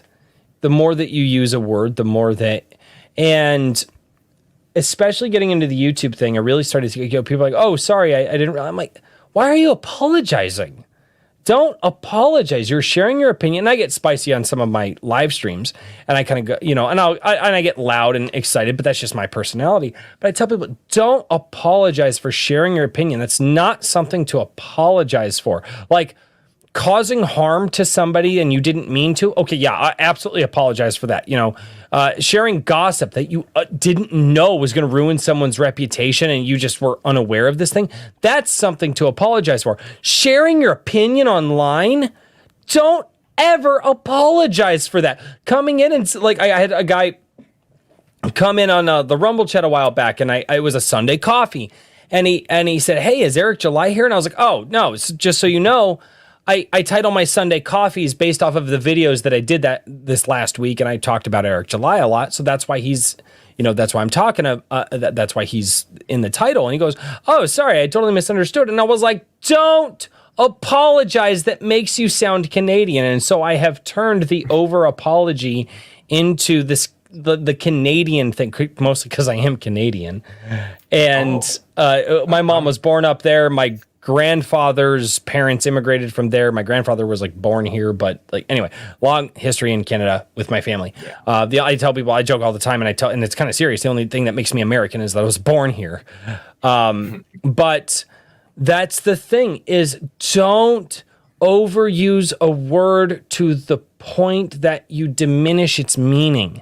That's kind of what I am going for with that. And obviously I joke around with it a lot, but the word sorry is used so much, so often, and I'm tired of it. Use it for when it's matter. Sorry, the root being sorrow. Use that word for when it matters, because there are times when it matters. Instead of when you're squeaking by somebody in the store and you accidentally bump into them, don't say sorry for that. Say, oh, excuse me, and move on about your day. Like, there are things to be sorry and sorrowful for. Talking in general is not something, having a conversation is not something to say it for. And I don't know why it started bothering me, but I have this thing. Words matter. Words matter detrimentally to who we are. And if we overuse certain words, because I've done this in my life. I've overused words, and it has shaped me as a person, and sometimes a person I don't want to be. And that's why I kind of make the joke, and I say, don't say sorry, don't be Canadian. Don't do that. Be sorrowful when you need to be, because there's a time and place for it. And only the Canadians are the ones that say sorry when there's no need for it. And that's It's a lot. Okay, it's a lot of deep thought for a fucking joke on Sunday. Okay. Well, it comes from a place of feeling. Yes. Oh man. And it pertains Chat- to like definitions of things, so it matters, you know. True. Chat, you know what to do. Sorry. But I was very tempted. yeah. But back to the subject of symbolism. If you I'm gonna guys get want, kicked out. oh, why is that? For sicking the chat on Royce for the Well, you got to do that every now and then. Like that's what Royce is here for. Yeah. You fuckers. Everybody in the chat, sorry. We're sorry, okay? I'm sorry. Fucking Kiko, I'm sorry you're gay, Royce. But I don't apologize for disliking me. The power of words, Royce. Daniel I'm just aware. showed you. I am aware. I just got never distracted. mind. No. The Danny Diego guy sent in a super chat, and there's never mind. I have to figure things out now. Anyway, I just Nah, you sorry. can't wind up like that. No, I'm gonna have to text a buddy of mine now. I'm gonna have to text a buddy of mine now and be like, sir. Anyway, I apologize about that. That messed with my. I think I am fairly certain a very good friend of mine is playing mind games with me. Good. But that goes back months. Well, sometimes you got to get those jabs in, you know, with your buddies. So, Dude, this would be like a 6-month-long mind game. Sweet. that's a pretty good jab. Yeah. Like a strong jab, right? Yeah. there. Oh, In the yeah. mind. No, huge, strong jab. So, but anyway, Right. Strategic so strike. my- Well played.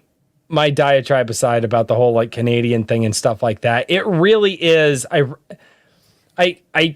I come across like a babbling idiot, but I'm a thoughtful babbling idiot. So I really do think about a lot of the things that I say before I say them. But that's where the whole like, you know, the sorry thing comes from, and it's you know, yes. But anyway, anything. Tim Allen, mind games on Royce is interesting. Show me more. No,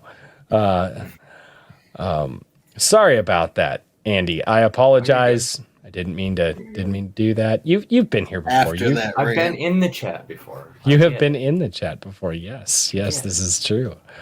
gang. Gang. Anyway, so okay, Richard Daniel, I'm lost. Sorry, my mind got completely sidetracked.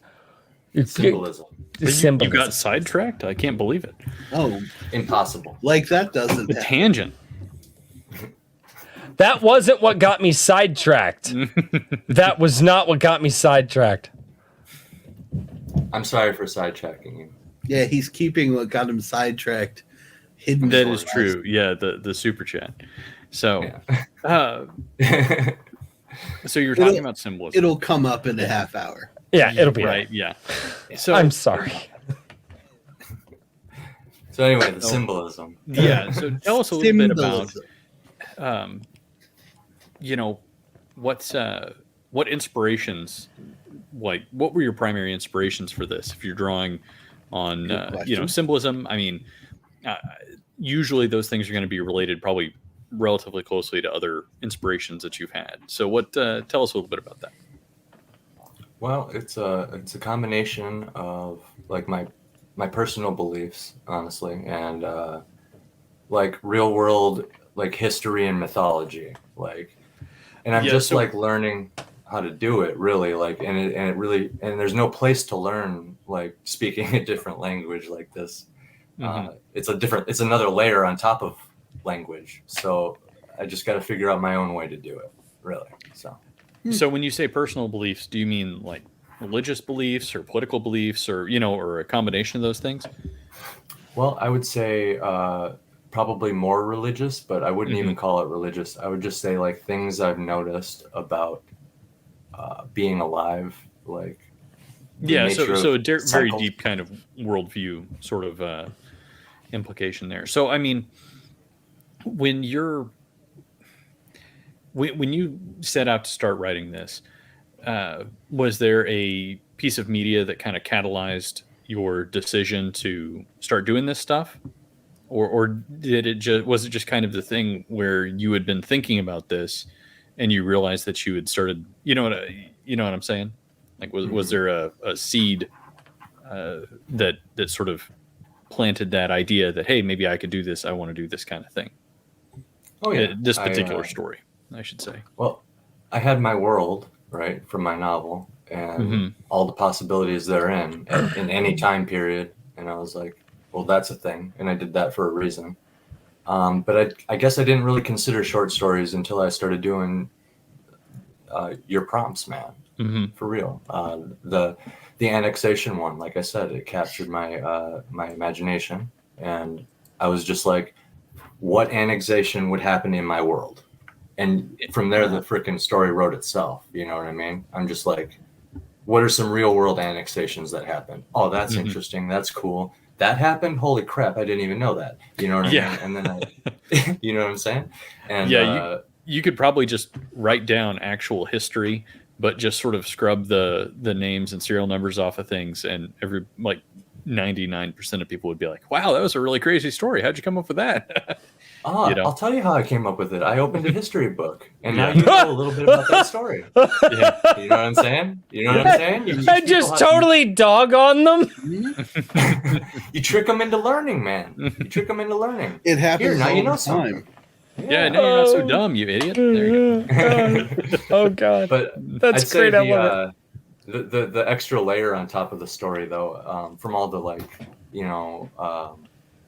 real world stuff and just like patchwork of like my own world and like mythology and stuff, and I would say the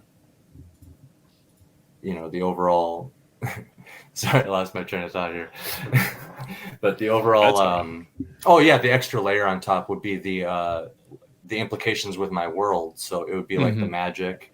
I also like cross-referenced my notes of story seeds. So that's where the reanimated soldier comes in with a memory of mortality.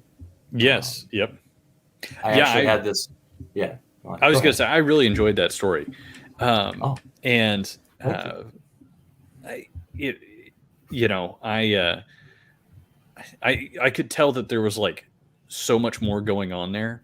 So I'm happy to hear that there is I know that you mentioned having a novel or larger world. I don't remember what your exact terminology was, but I'm glad to see that things are moving forward on it, and you're going to bring that thing into reality, because I think that like my goal with the prompts has always been, well, not totally, but my hope is that people will use them as springboards to write things from their own creations. Not that it's hard, not that you have to, somehow tie something into your world like you did. But, if a one-off picture makes you think of something, then, and you think it's a good story, then by all means write it. I would love for people to do that. But, especially if you see something and you go, this can fit, and it's a good, an organic story that comes out of that, then I'm like, that's perfect. Because then not only do people get a piece of free content that they can enjoy, and they get to know your style and you a little bit better, but they also are able to get a taste of your intellectual property that you actually are selling. And at the end of the day, I want everybody to be able to make a living in the space. You know what I mean? Yeah. So yeah, we build each other up. Yeah, absolutely. Yeah. So is A Memory of Mortality in the book that's out now, that I'm blanking on the name of? That's right in front of you. Okay. It's right in front of me. There we go. Yeah. Sorry. You're good. Mortal Descent. Yep, it's story number 2. Okay, awesome. But in a sense, Well- it's story number 1 because it was the first one I wrote out of all 3. Okay. Yeah. I was just like, I had the story seed of, it started off like Napoleonic time period because I did a little bit of Napoleon research just randomly. I was like, I'm going to check this guy out again, Fascinating. Don't even get me started on history, but like that guy and the stuff that the soldiers were doing, like, bro, in Russia, holy crap. And then he's just like, keep going. And, like so many people dying. That was so bad. And it must have been hell on earth. Right. So I was just like, probably some of the most hellish times, like Napoleonic and like World War I, trench warfare. We've all heard of that. I was like, what if there was a time in my world or potentially a different story not on my world where like, you got these clashing nations and, you hear authors and other creators and stuff talk about how as soon as you resurrect a character, they're just like, oh, I'm done with the story. Death doesn't matter. Life is a lie. Everything is cameras, I just like thought about that and I was like, if it's a part of the story and it matters to like the lore of everything, then it's done right. So like for people to say that like as soon as you resurrect a character, it destroys something in it. Well, that's just like not enough foreshadowing in my opinion, but I digress. Yeah. I mean, I think if you're breaking rules, you know what I mean? Like, that's really where I think that the origin of that sentiment is when, people, publishers would hype up something, like, Death of Superman or whatever. And then it's like, it doesn't matter. But then, or, anything. It's like, okay, wow, these characters die. And then they're like, and it was really just manipulation. So the biggest one that was a betrayal to the story when it comes to bringing people back was when they brought back Mary Winchester in Supernatural. The entire story hinged off of her death. And so when they brought her, I mean, and the show, admittedly, the writers tried to stop the show, but I think the fans threatened to kill them or something. I'm not saying they actually did, but there would have been riots in the streets had they ended that show any earlier than they did, because they tried ending it like 3 times. But really, when they brought back, they did because they ran out of story. That's why they changed writers so many times. But when they brought back Mary Winchester in that show, it was like, oh, death doesn't matter, because that was the one rule, right? That was the one rule, is like all of this is based off of her death. The boys got sent on this journey because they're dead and blah, blah, blah. Like all of the mythos was built off of her death protecting her sons, or which you didn't find out till later. And once they did that, it kind of broke the rules of the universe. It's like, oh, well, death. And then they started bringing a whole bunch of people back in like weird way. Oh, it's an alternate dimension version. So there's a way to bring people back where it matters, and it makes sense to the story. And then there's a way where you just cheapen it to all hell, and it's and that's what really happened. And so if you do it right, and it's like any storytelling element, if you do it right, it's gonna work. If you do it badly, it's not gonna work. Foreshadowing, properly setting up everything. And I'll just like backpedal one more time and say symbolism adds a whole nother dimension to that. It's like it's like when they first came out with like the Nintendo 64 and the PlayStation, man, you're like, this looks so real, you know what I mean? The graphics on this book did though. And why do you have to make me feel that old? Because I feel that old and I like to be in good company. So I have to suffer with you? Oh, I see how it is. Yes, that's what creators do. No, bro. If I'm in the slums, you're gonna be in the slums with me. Oh.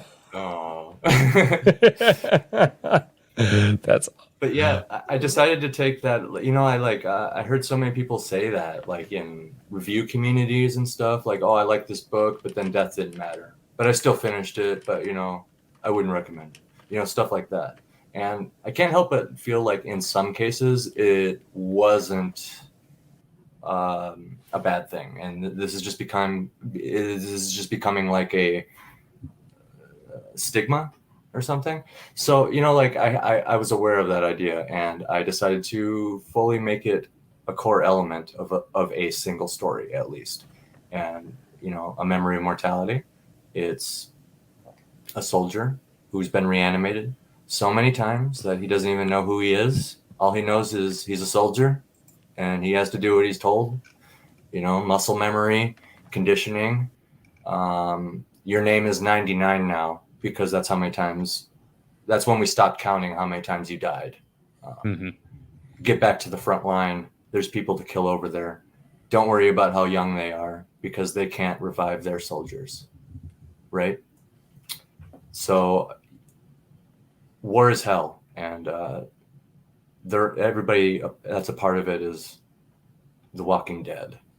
Just being pitted against each other as some higher power back home profits on the blood of people, unfortunately.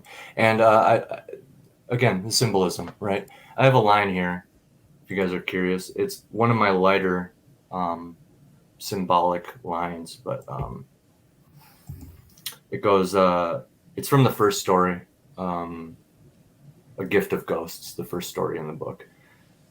It goes, hundreds of cook fires were lit. The army feasted, and they left a trail of bones wherever they went. So that kind of tells you what war is like, and how an army can kind of resemble a beast that has become autonomous. And it's not enough to feast off of other creatures, but it becomes feasting off of the land itself, right? It becomes a force that is, self-sustaining. And there's no stopping it unless something stops it, right? And that's what you can get with just a little bit of symbolism. That's one, but I digress again. Good line. Yeah.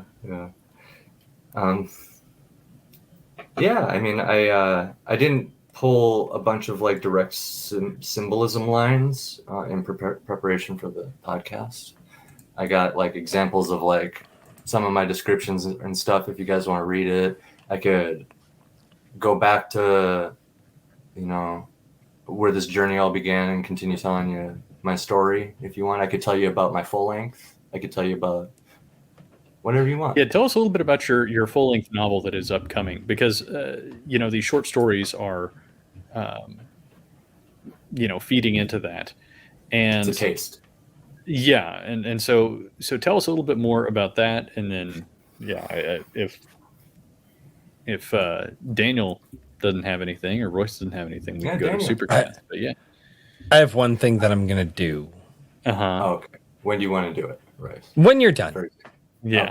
Okay. Good. We'll do it when I'm done then, Royce. Yeah. It's fine. Yeah. Yeah. So my full length, it's kind of been this idea in the works since probably like 2016, 17, just as a really rough idea. And ironically, back then, my plan, I was just going to skip the novel altogether. And my plan, because I have an artist buddy that I went to high school with, was to make a comic. Before any sort of like comic stuff, like I was just like working my 2 jobs in a small town, and like had my buddy he was the server, I was making the salads, you know what I mean? And I would just nerd out with him every day. We'd just talk nerdy stuff, and the story started brewing in my head, and I saw the possibility of him doing the art, and like I even storyboarded a bunch of it out, and I had a good chunk of it, ready. The story's changed a lot since then, but it started off as this idea of, this captain comes to this island that's like full of the shorter fantasy races, if that makes sense, like your goblins, your dwarves, your gnomes, all that kind of stuff, because of I don't know if you guys have heard of it. Have you heard of like island syndrome, where like you get tiny elephants Yep. and little hobbit people. You know, Yeah. that exists. That's a real thing. Mhm. So that's how you get goblins and you get dwarves in my world is science and evolution and stuff. And islands. And island. Well, that's where I got the idea. I'm not saying that's like the hardcore reason, because there's a lot more implications involved when you start like taking a second look at some of these races and like how they might have come to be. You know, like I said, the world is as old as it needs to be. So how long does it take for you to get a whole race of diverse, colorful dragon people walking around? You know, or humanity as diverse as we see it in real life, or orcs and then goblins who happen to look identical to them, and they're both like, what the heck, you know what I mean? What's going on here? But I'm just rambling now at this point. The original idea was this captain comes to this island full of these people, and you got your traditional, you know, like first contact story or whatever you want to call it, you know what I mean? And it was this just a comic at first, but over the years that kind of went on the back burner. My buddy, you know, got busy. He's got like 4-5 kids, you know, he's got a full family, you know. Yeah. And Nice. I do not blame him. I don't blame him. No. But you know, I eventually met my wife during the pandemic, and you know, the rest is history from there. But like after about a year together, the story just started coming back to me again, you know. And there's always the option of like doing music and stuff, but like I don't know, this story came back, and I was like, what if that captain that was coming to that island was the protagonist instead of like this D&D group of different races on the island banding together, yeah. and That's instead of it being cool. instead of it being a different classic D&D story, how about like we see what this captain is all about, like what's going on with this bad guy that's showing up, right? And there's obviously a lot of real world history you can draw from there, right? So yeah, what were you gonna say? No, go ahead. I have a question, but I'll ask it afterwards. Okay. So it became kind of like I started re-examining the story, especially after like being married and having kids and stuff. Like, and I was like, if you're inside the head of the protagonist, which my story is first person present tense for reasons. If you're inside the head of the protagonist, that's like the most intimate place you can be for a person. And also on the subject of like protagonists, wouldn't like a mother be just like the ultimate protagonist because she has everything to lose? And this is something I realized, you know, getting married and having kids, you know, going through 2 pregnancies that had their fair share of complications and stuff, and being surrounded by doctors that are, you know, taking control of like the situation, for lack of a better term, and telling my wife, you know, what her freedoms are and stuff, and just going through a lot of that pregnancy stuff, but amplified to like 11 because of complications. You start realizing how much mothers really have to lose. And as a parent, you start realizing what you would do to protect your children. And you start feeling like a protagonist. And you start realizing you would do things that you couldn't even imagine without that wife and kids, right? And I'm like, what a great protagonist, you know, what a great way to do it. So I was like, pregnant protagonist, how can I make this fit in a world of magic? And it kind of started just kind of turning into like this story, kind of like a la Breaking Bad, where it's like this mother who discovers one of these objects early on, these magical objects, and is already well liked by everybody. She's a charismatic person, and once you add like freaking magic into the mix, people will gravitate to that like a religion, especially in a low tech setting, a low tech, low magic setting. And it's also a great way to make, put a protagonist in a position of power where they can have all the agency. So she became the captain, and the story goes on from there. And it's all her choices as like the captain and like protecting her child and like growing in power as the story like progresses, as her, her belly's growing, and it's like, what's going to happen in this? And like, it gets progressively more dangerous in ways, and there's curveballs, and like, it's just like that. Like, how is this mother going to survive in this strange world? And it's also a fantasy story. So crazy stuff can happen. Right. So. Awesome. What was your question that you were going to I was curious if you were a discovery writer or more of a outliner, based on the fact that you do research and then one of your comments. I was just kind of curious which method you tend towards. That's a good question. I've, I think every writer hears those terms at some point and asks themselves that. At the end of the day, I like a good strong frame to hang the story on, but I don't like to overworld build because then there's some feel bads when not all of it can be used and you try to cram something in. Now don't get me wrong, it is good to overworld build in some ways in the areas that it matters. Like, for example, if you're just pumping out a bunch of names, and the names in my stories mean something. Every single name means something. I'll just say that. You can probably Google most of the names and say translation. It'll turn into a word, like strong or something, right? Yeah, like names are supposed to be. What? Like names are supposed to be. See. Yeah, not just like a collection of syllables, like because it sounds cool, right? So like him and Horfist, the protagonist of A Saga of Sunsets, which is the third story in my book. Himmin, I believe, That's how you say that. I had such a hell of a time with that on the Wednesday live stream.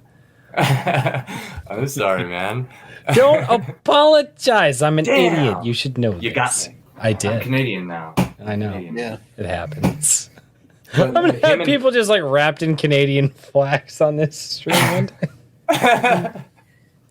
Sorry. But that's how you say that name. Himmin, I believe, translates to winter or cold or something. I can't remember what root word I used. And I also try to have a bias towards whatever culture it makes the most sense to do. So like the names in A Gift of Ghosts, story number 1, a lot of them are Celtic and like Gallic and stuff like that. The names in Saga, a lot of them are Norse and like Viking, right? But I'm getting carried away again. Like overworld building names can pay off in the long run because now you have a bank of names, and especially if they mean something, you just set those names aside and they all mean something, right? You can use those. So you don't want to get too carried away with world building, but in some areas it can actually pay off. And I find if I have a good frame to start off with, when I dive into the story, a lot of it starts writing itself, really. Because like when stuff happens, it needs to happen for a reason. So it's like ripples, like you plop a stone in there, but you do need a stone to start off with, right? That's the little bit of outlining. You plop it in there and you just note all the ripples. Yep. And you just make sure you document it all. And then you get a good story, right? In theory. Not wrong at all. Hey, that sounds like music theory. Wait a minute. A little bit. A little bit, huh? There's a reason why there's the term story beats. Yeah. Yup. Great connection. Yes. Oh, hey, look at that. We're getting smarter. Wait a minute. Whoops. So, yeah. The one thing that I wanted to do before we go into super chats and the Rumble chats and turn it over to them, something that I do, and I've never done this on this show, but I do it all the time on Wednesdays, and it pisses people off so badly. And now I actually have the author here to hear how horribly I can do a dramatic reading of their first page. And if you've ever tuned into my Wednesday live streams, this is where I will go in and we like to highlight projects. And I will read the first page of their book or their graphic novel. Mostly it's in the novels that I do this, but I do the dramatic reading. It's always terrible. I pronounce the names terribly, but the basic idea is I will stop at the first page. And so wherever we stop, the rule is if you want to finish that sentence or the rest of it, you have to go and you have to pay the author money to go finish the sentence. So we are going to do I usually do on Comic Shop Wednesday. We're going to do it live here because I actually have the author here. And I thought, you know what, this would be really, really fun to do. And so we are going to read the first page of Mortal Descent from AC Pritchard. I will be dropping the link down in the chat right now. And this is just really fun. It's really fun for me to do. I'm going to butcher everything. I can't wait. You can fully make fun of me. It's fine. It's fine. But in the spirit of the channel, let's get into the dramatic reading. A Gift of Ghosts, a Legend of Retribution. Alone, Queen Vatisa, I'm going to butcher the names, just roll with it, appeared at dawn from Nyrewood's oaken tree line, golden sunlight bursting through the canopy like thousands of bronze spears. The silhouettes of the trees reached out with jagged arms between the shafts of light, the sky a vibrant purple, as the Dragon Queen of Lynn padded across the scorched earth that had once been a part of the forest. The human city-state known as Hibernia lay ahead, black clouds of industry bleeding into the sky like trenches of spilled ink. Its walls were limestone with basalt towers at intersecting points. The Temple of Divine glowing like white marble moon atop a hill at the heart of the port city. The smell of smoke and rotting fish carried across the exposed land, causing the Red Queen's scaly nostrils to flare. Vatisa's people and were the Drothukan, lizard folk from the wooded north, and she was as fierce an example as any of them. Her scales were the deep crimson of blood, hundreds of tiny rubies when sunlight touched them. A red gold crown of leaves stood bright atop her head, matching her smoldering eyes. A hooded cloak of golden silk fluttered about her bare feet as she walked, thick golden band around her neck glistening with geometric engravings across its surface in the light.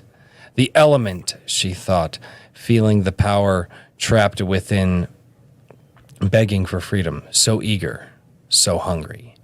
She wielded a bronze.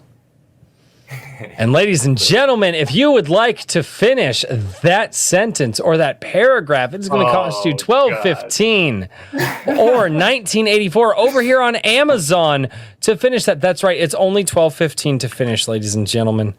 But it drives people nuts when I do that too. They're like, you couldn't even finish. No, because if I scroll down, ladies, I already gave you the first page for free. And if I scroll down, you're going to get the second page for free. And ladies and gentlemen, these writers and authors are working so incredibly hard to come up with fantastic stories for you to read. And they give you so many pages for free here on Amazon. I'll give you the first page for free because I want you to be interested. I want you to be invested. But you got to pay them. You got to pay them to finish this. That way you can have it. That way you can experience the rest of their story the way that you wanted to, not with my terrible reading, but in your mind where all stories should take place. She wielded a bronze. Don't do it. No, he's going to do it. He's going to do it. He's going to do it. No. What did she wield? Oh, no. Oh, don't give the chat that power. That's a bad idea. That's a bad idea. And now the super chat. Oh, no. I know I butchered a lot of your words there, but it's just dildo. Oh, no. Oh, God. Oh, God. They already started. As you were saying. Oh no! Here we go. Oh, That's my chat. Good chat. no! Don't congratulate Richard. What has this channel become? I feel like it was respectable before you guys showed up. I refuse to take responsibility for this. I'm the tamest of the three. That Generally is speaking. true. Well, maybe not. I'm all more tame than chaos me, on this show. but, you know. Oh God, Raving Dead Gaming, rock out with your wigs out. Got it. Oh, good Lord. No, hopefully I didn't butcher too much of your first page, but I do hope that I got some people interested in the book, and I hope that you got some people interested in it. I really hope that you get some sales tonight and you've interested enough people in your storytelling. And I guess at this point, we're just going to go into some super chats, and Kikomon left a lot of dad jokes, like a lot of them. Kiko. Oh, good Lord. This is good. This is going to be interesting. A lot of Kikomon. Kikomon has a way of, he comes in with his with his drunk chats, but he has like some heavy wisdom sometimes. Yeah. Oh, dude. Oh, yeah. Wisdom. He does. He does. So over on the Rumbles for $2. God, I'm gonna have to bounce back and forth between you. Let me clear the Rumbles first, and then we'll go to the YouTube because there's a lot of Kikomon over in Rumble. So for $2, Kikomon says, "How do you donate money to terrorists? Just pay our taxes." Not wrong. Oh no. Oh, Kikomon for $2. I bought my blind friend a cheese grater for his birthday. A week later, he said it was the most violent book he'd ever read. Oh man. Oh, for $2 again. Genders are like the Twin Towers. They used to be two, and now it's just a sensitive subject. Oh man.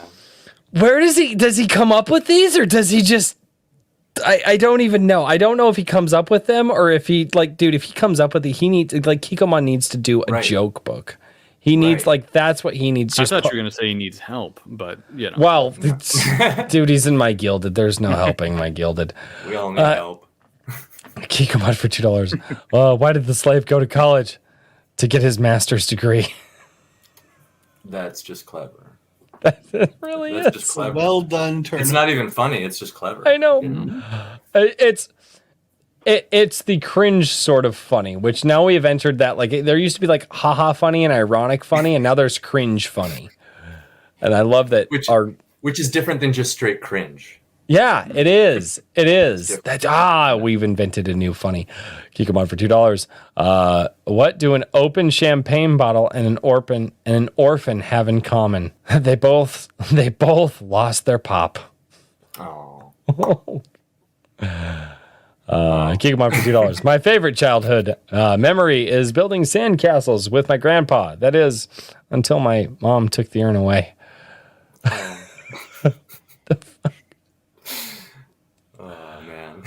Oh no! Good God! He goes on a tear tonight. Oh yeah. Yeah. Go Kikomon. Oh God, he's on a tear. He's on a tear. Okay, over on YouTube, I'll get to he left a bigger super chat or a bigger Rumble chat over on Rumble, but we'll get to that one here in a minute. Because it is a larger chat. I kick him on for $5. How do parents punish a blind kid? They rearrange the furniture in the house. Fair.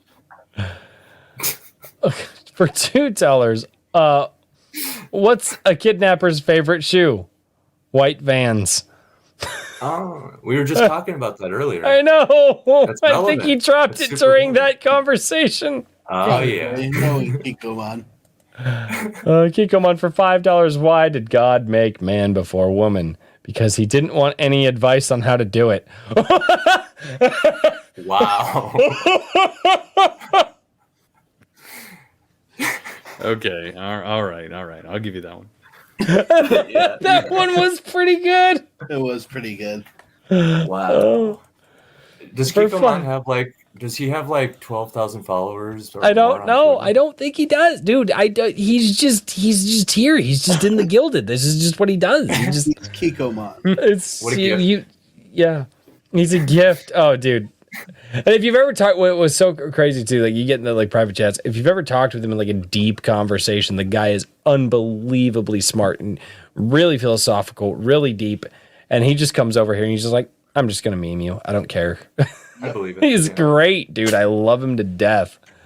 Kikamon for $5 says, the joke is so dark that it's picking cotton in Alabama. Fuck. Oh. Oh my god. As a Welshman, I'll say my people make famously good slaves too. And you can Not ask the wrong. Norse. You can ask the Vikings. Wrong. Oh god. I believe your wife is telling me that I didn't totally butcher that page, so that's awesome. No, the only thing if I have to point anything out, it's the Drafikin. The Drafikin. Oh, okay. Yeah. Not a big deal. You still said it like basically fine, and I don't even care. Like I like what George Martin says about his names. That however you pronounce it is right. Just pronounce it. However. That is the one thing I will accept from writers because it's hard to get people to like understand like your pronunciation when you're selling a book, like unless you're like saying no, pronounce it like this. A lot of times I don't like when writers like, well, what do you think of? No. You're the writer. You tell me what you were thinking. But when it comes to names, they're like, look, I thought of it like this, but it's a name. Obviously, everybody comes from a different place. We're all going to read it different. English is weird language. So, Yeah. you know, that's the one thing I actually like I accept. I'm like, oh, that because that just makes sense. It's like, all right, yeah. What's an Arab's first move in chess? C4. What the fuck?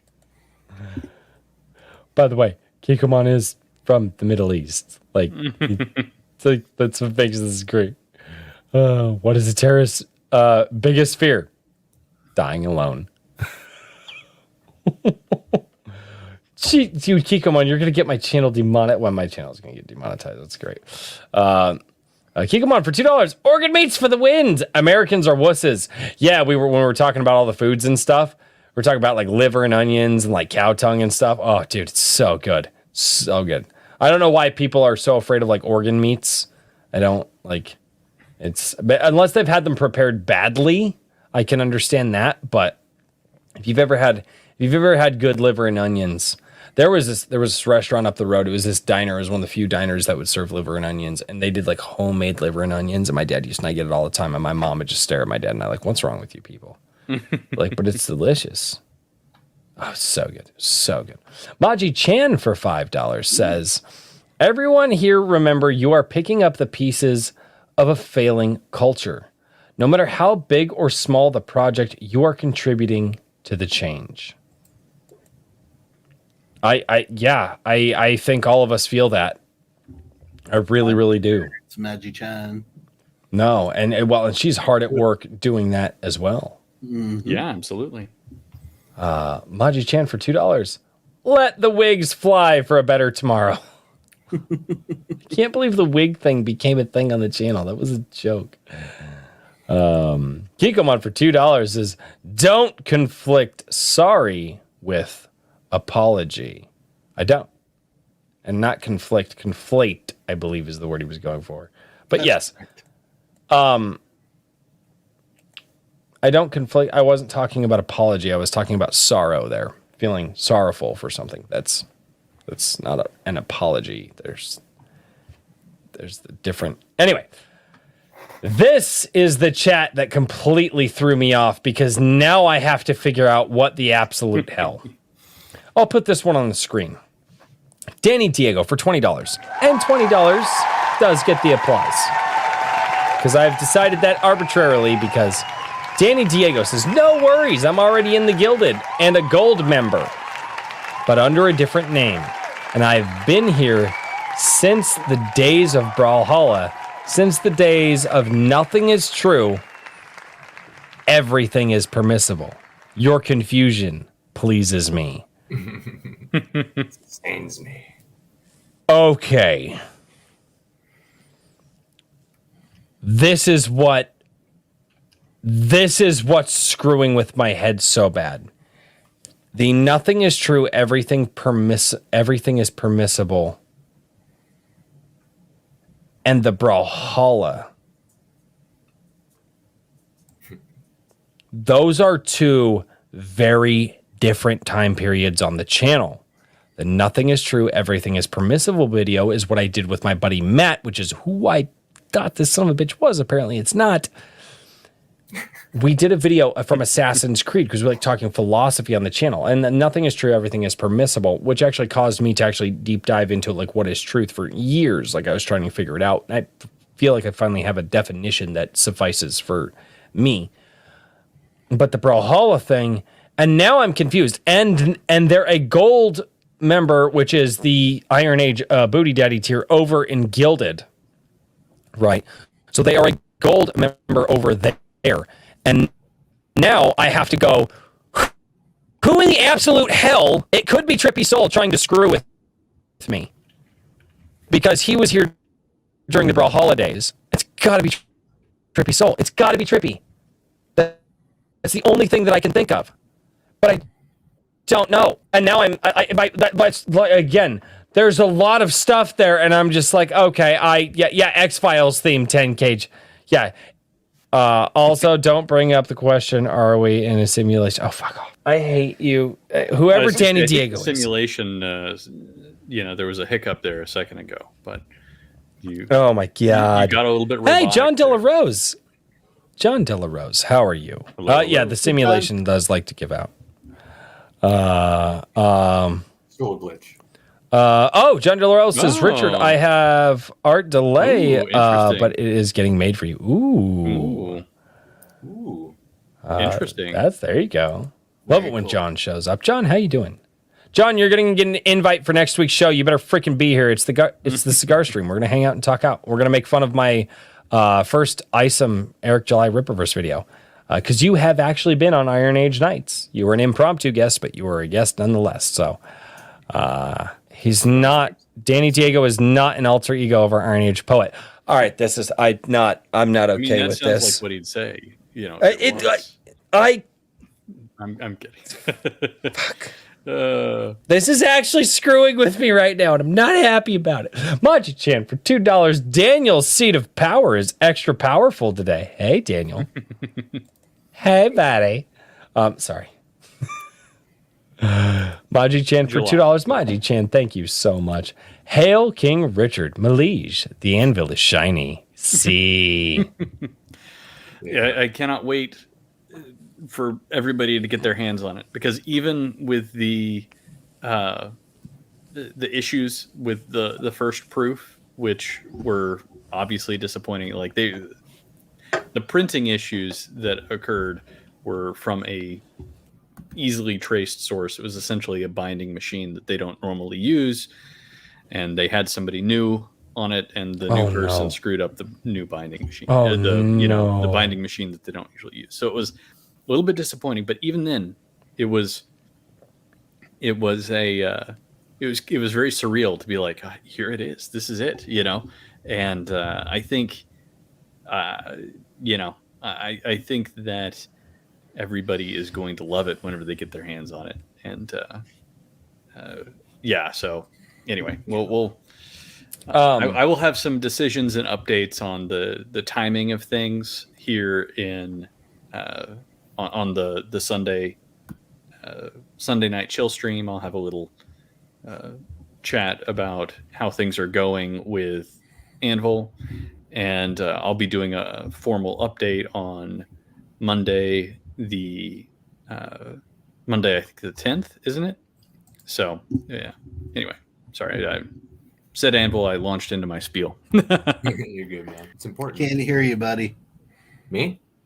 Nope, sorry, I muted. It was perfect. I have a mechanical keyboard, so every time I type on the keyboard, it makes the noises. Yeah. So I'm trying to mute while I type. and I You could forget. just turn it so that your mic's not pointed directly at your mechanical keyboard. It's not pointed directly at the I'm- mechanical. But the secondary mic is. You've got that second. The secondary mic is over there, and it's shotgun muted and mic turned right at your off. fingers. God, there is actually a secondary mic. It's over there.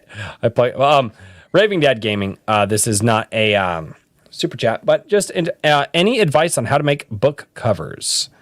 I think the easiest way is to probably hire an artist, and then I'm gonna turn it over to the people who've actually had to make book covers. You guys, easiest way to make book cover? I'm gonna need more context from that one.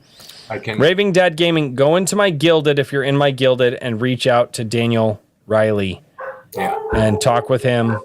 He'll help you out. Just Throw me a DM. and Daniel, I'll ask you to do this as just give him a short consult as a personal favor to me. He's Always. I give advice for free. Raving Dad Gaming is my cousin. So, there's that family thing, and I want to make sure that I can help him out if I can, because he's family and that's what you do. But not like Vin Diesel family, but family. Hey Daniel, when you talk to him about that, make sure you do mention the free channels available. Like Amazon offers stock pictures, for example. I know that's a point that a lot of people point to and say, use stock pictures instead of AI art, which is fair. You can do that. It's free. Yeah, you can, definitely. But you want to support artists. Mm-hmm. If you can afford to, absolutely. Yeah. But I've worked with Amazon specifically has a program called Kindle Create, which you can use to create a book cover using stock images. And they already have formatted banners for title and spine, all of that stuff. So we can talk about it one-on-one. Yeah, perfect. I just figured I'd toss that in there. There's free channels. Yeah, good call. I think Danny Diego is Kikomon screwing with me. Sorry, that's still messing with my head. Maji-chan for $2 says, butterfly effect is how Shalar went from short full to full novel. I think that's what she meant. She said just short full novel, but I'm saying, Danny Diego, oh shit, Gilded gained guy. No, this Danny Diego person is really screwing with me. It's Kikomon with the gray fox mask pulled down. It could be, and I don't know, and it's messing with me, and I don't like. It's Zoro. Deal with it. You are not going to learn who Zoro is. This is. I'm going to be sitting here staring at the Gilded for 4 hours. Danny Diego is the protagonist for Shalar. Don't you fucking start. He's a gunslinger. Don't you fucking start. Like, I can keep going. You're friends with writers. The story's there already. I know. I can't believe that you guys did that off of a freaking meme. Okay. So Kikomon does this thing. He goes over here into Rumbles and he drops $50. $50 over on the Rumbles. And for $50, he leaves a YouTube link and says, "Why are you gay?" And now I have to play the freaking YouTube video. It's probably freaking channel demonetized. Oh, man. But this is what Kikomon leaves. Here we go. I don't got popcorn, but Oh, God. I have watermelon. send some We over. bring bro. in the studio this morning one of the gay rights activists, Mr. Should I call you Mr? Pepe Julian Onzima. Thank you for coming in. Thank you for Good morning. Morning to you. Why are you gay? Yes. You are gay. You are a transgender. What shows that I'm gay? You are a transgender, and you're a gay rights activist and an outspoken homosexual. How can I describe you? Now we're looking at the raging debate. You're a gay rights activist. Why should someone be gay? You're having a girlfriend. Yes. Man, I have Do you not perform seen the this natural obligations? beyond why are you gay? I'm not sexually active right now. So what are By you doing with choice. this lady? By choice. By choice. just not engage. I've never seen this. Doesn't that make Dude, you this is gay? wild. What do you mean doesn't that make me gay? I am male and attracted to a female. So who is gay? I'm gay. What the absolute? Why are you gay? That is legit. I actually, one of my good friends is from Cameroon, and she is the most direct person. She will ask flat out, simple, pointed questions about everything, and it throws you off if you're not prepared for it. That is just the way it is over there. They are straightforward people. Oh my How do you wear? god. That was hilarious. I've never seen that clip in its entirety. Yeah. Wild. Yeah. Oh my god. Tim Allen for $5 says, "Is the wig of destiny messing with our Iron Age booty daddy's brain now?" Yeah, it always has. Like you don't understand the wig of destiny. It's just Unlike normal hair, the wig actually penetrates Royce's scalp, skull, and attempts to strangle his brain. Eventually, he will die of the wig of destiny. it gets into the brain think it's bad. It's it's you don't. What you need to do is you need to look up the history of the wig of destiny. Once And it's it's ordered. finished eating the sweetbreads, it'll move on to another target. Like that, No, that's not how I do. That's not how I do. That's not the wig of.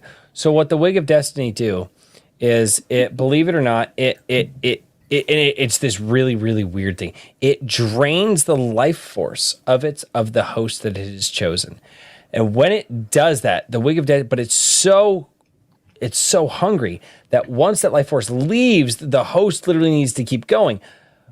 But the wig doesn't have anything. So it actually has to give just enough back to keep the host alive. And it's very painful. It's a very painful process. And then it will go find a new host. And then the wig will detach, taking all of that life force that it imparted back into him. And then you die a very, very painful, gruesome death. It's terrible. And then the wig attaches to a new host and then starts absorbing off of that. It's a very strange... and that's why you really try not to talk badly about the wig because it can do this process fast or slow. right. And then you get the bubonic plague 2.0. Like, that's what happened, right? You're not supposed to talk about that. Not in front of I them. like my version better. It just made me imagine that episode of The Simpsons where I forgot the guy's name, the criminal guy dies. Silent Bob. Or no, Sideshow Bob. Sideshow Bob. Sorry, Silent Bob is... It was the literal criminal guy with the pack of cigarettes in his shoulder. He dies. Oh. And they take his hair, and Homer Simpson gets the hair, and it burrows into his head. And Oh, yeah. And it looks Albany- like Royce's hair, and like he goes out and kills people. So like Royce is the guy from The Simpsons with the wig of destiny. There we go. Yeah. There you go. Everybody's like, Snake? Yes, it is actually Snake.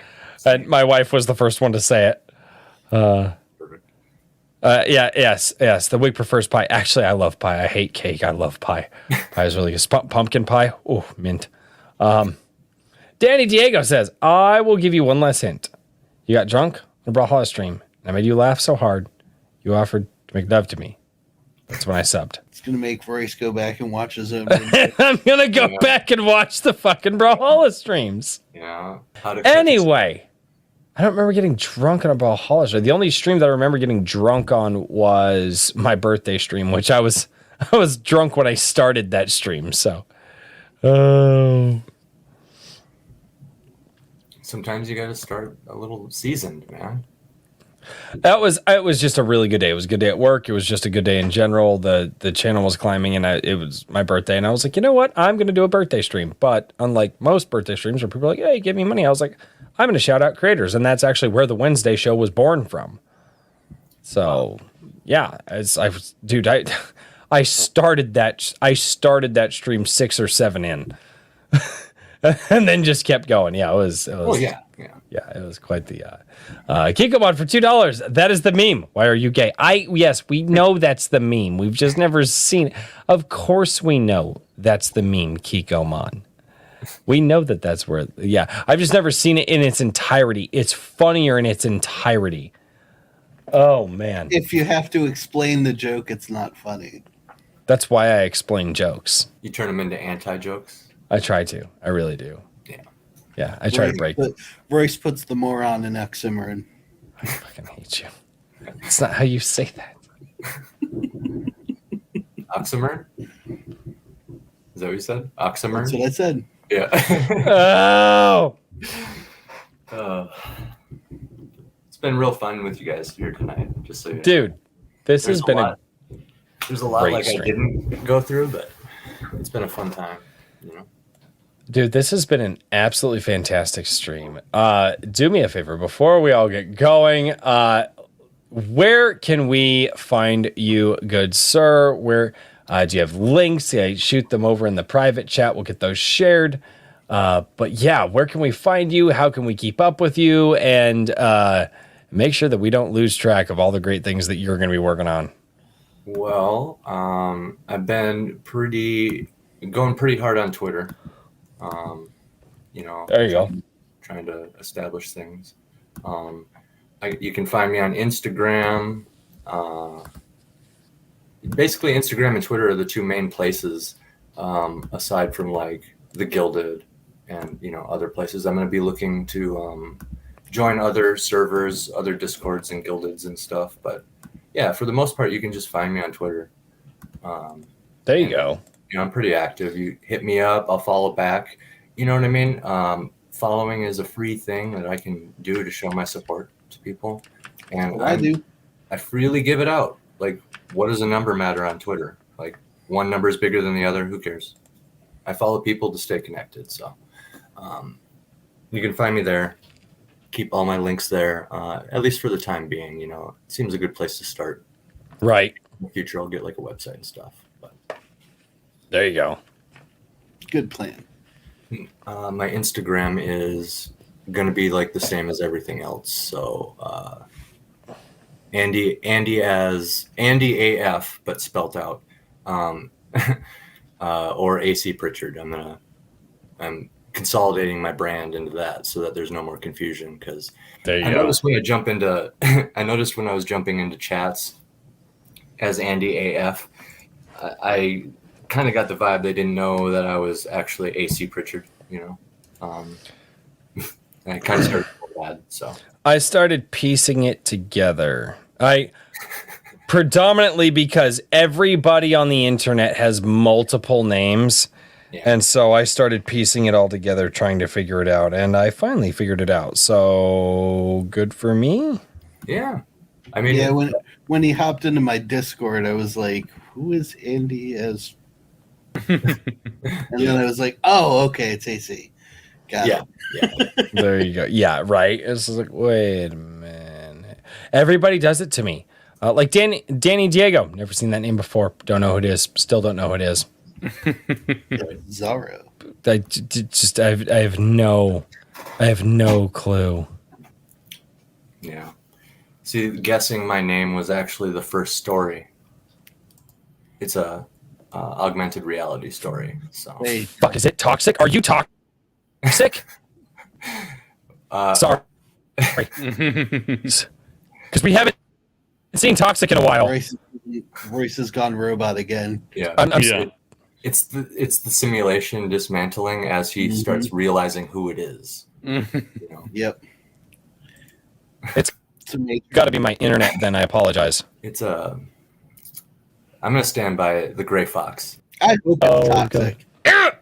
Were you right? Got it. You got it. He said I got it. He says the jig is up. It's welcome back, Danny Toxic. Diego or Toxic Crusader. Royce puts the moron in YouTube creator. I don't know how he does it, but it's a sight to behold. Like a kid putting a square peg in a round hole. Just amazing. Oh fuck. Oh, that has been screwed. Sorry. Okay. I was scrolling and I'm like, who is it? Who is it? I finally figured it out. I don't know why that was fucking with me so bad. It's like a mystery that I couldn't solve. Well, mysteries are naturally intriguing for people. So. Yep. See. Cider Hype for $2 says stay gold, Iron Age Knights. So sorry, I just think of the second. Yeah. I think of the second Boondock Saints. Stay gold, pony boys, stay gold.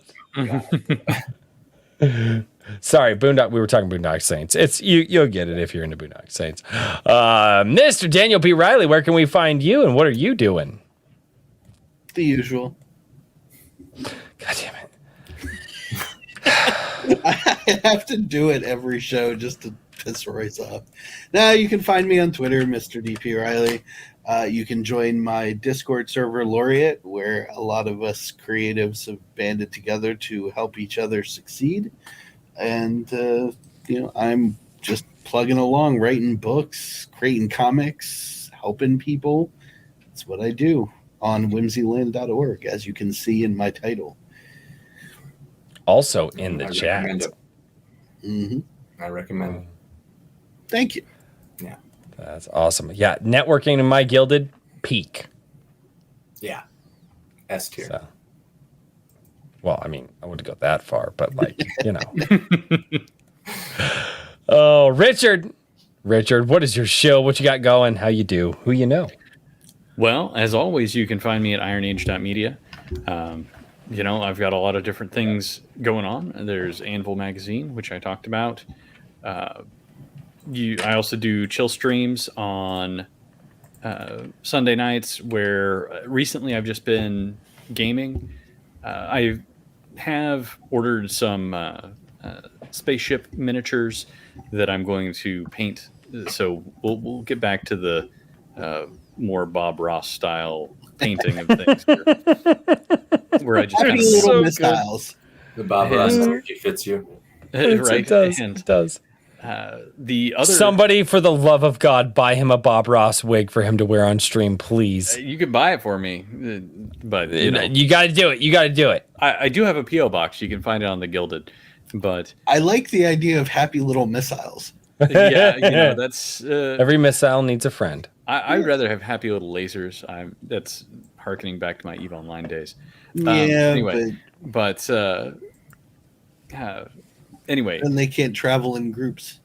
Yeah. Speaking of weapons, I do have a fun announcement, which is that a acquaintance of mine is putting together a convention in San Antonio next year in April. It's a gun culture convention, and I'm going to have a booth there.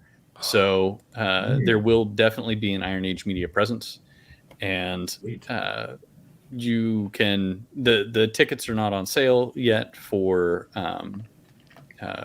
consumers, but it's coming. So I will be having a booth there, and I may try and get a booth at another small venue before then, but that very well may be the first Iron Age Media booth. So just kind of start thinking about that, and if there is a book or a product or something like that you want to try and sell through that, I would love to try and do kind of a pop-up Iron Age store for some of that. There's going to be some space limitations. I still haven't fully committed to booth size yet, but we may have some collaboration and be able to get a larger space. But that'd be cool. Yeah, so that's I might come out for that. Yeah, I think it'd be great. I'm trying to talk Jake into coming, because there's going to be a lot of the gun tuber types, and I figure those people are surely looking for some film assistance as well. I mean, like they're not. I would love to meet Brandon Herrera. Yeah, well, he's going to be there. Fuck, that's awesome. So yeah, and so his wig is better than mine. Right? Yeah, but there'll be a lot of cool people there, and hopefully there'll be some cool Iron Age authors and whatnot as well. So I'm pretty sure that we can probably count on RH Snow at least popping in, since that's pretty close to her neck of the woods. So there you go. We will. I'd have to go just have to kind of play it by ear. Right, there you go. If it was a little closer to Minnesota, you could count me and the missus in. We each have our conceal and carry permits. AC, you could actually show up to the Iron Age barbecue that I want to throw. Me? Yeah, you're in the. You're only a couple hours away from me, buddy. You're within smoker distance. I am in Northeast Iowa. No way. Yeah. Okay. Yeah, it's a whole lot of straight line driving around. Yeah, no, dude. Like you could be here. Kikomon could be here. The Hedge is possibly close enough. He'd have to make it a weekend trip, but we could pull off the Iron Age barbecue. I'm thinking about it. I really am. Well, I would definitely try to be there. I didn't know you were that close. Oh shit. The wig. The wig made things happen. It's there. It's that. Oh god. Okay. Well, ladies and gentlemen, thank you all so much for being here on Iron Age Nights number 38 with AC Pritchard. Guys, get over to that Amazon link, which is going down in the chat yet again, because you guys need to go and make sure you support this fantastic author, the creativity that they've got going on, and also share it. Oh yeah, do that thing. Mortal. Andy, it was awesome having you on, man. Thank you so much for being here. Dude, seriously, man, thank you so much for being here. And I forgot to mention, anybody looking for me on Twitter is at AC Pritchard, or at Andy as well. AC Pritchard is the name. Andy, you guys are all amazing. Yeah. Dude, thank you so much, man. And I hope everybody goes and checks you out, dude. Seriously, there's a lot, man. I never seem to be I'm never dulled by the creativity. I'm always surprised by the amount of creativity that people have. Because you think, like, oh, I've heard creativity before. And all of a sudden it's like, oh, but I haven't heard your version of creativity. And it just keeps coming, and it's amazing, and I freaking love it.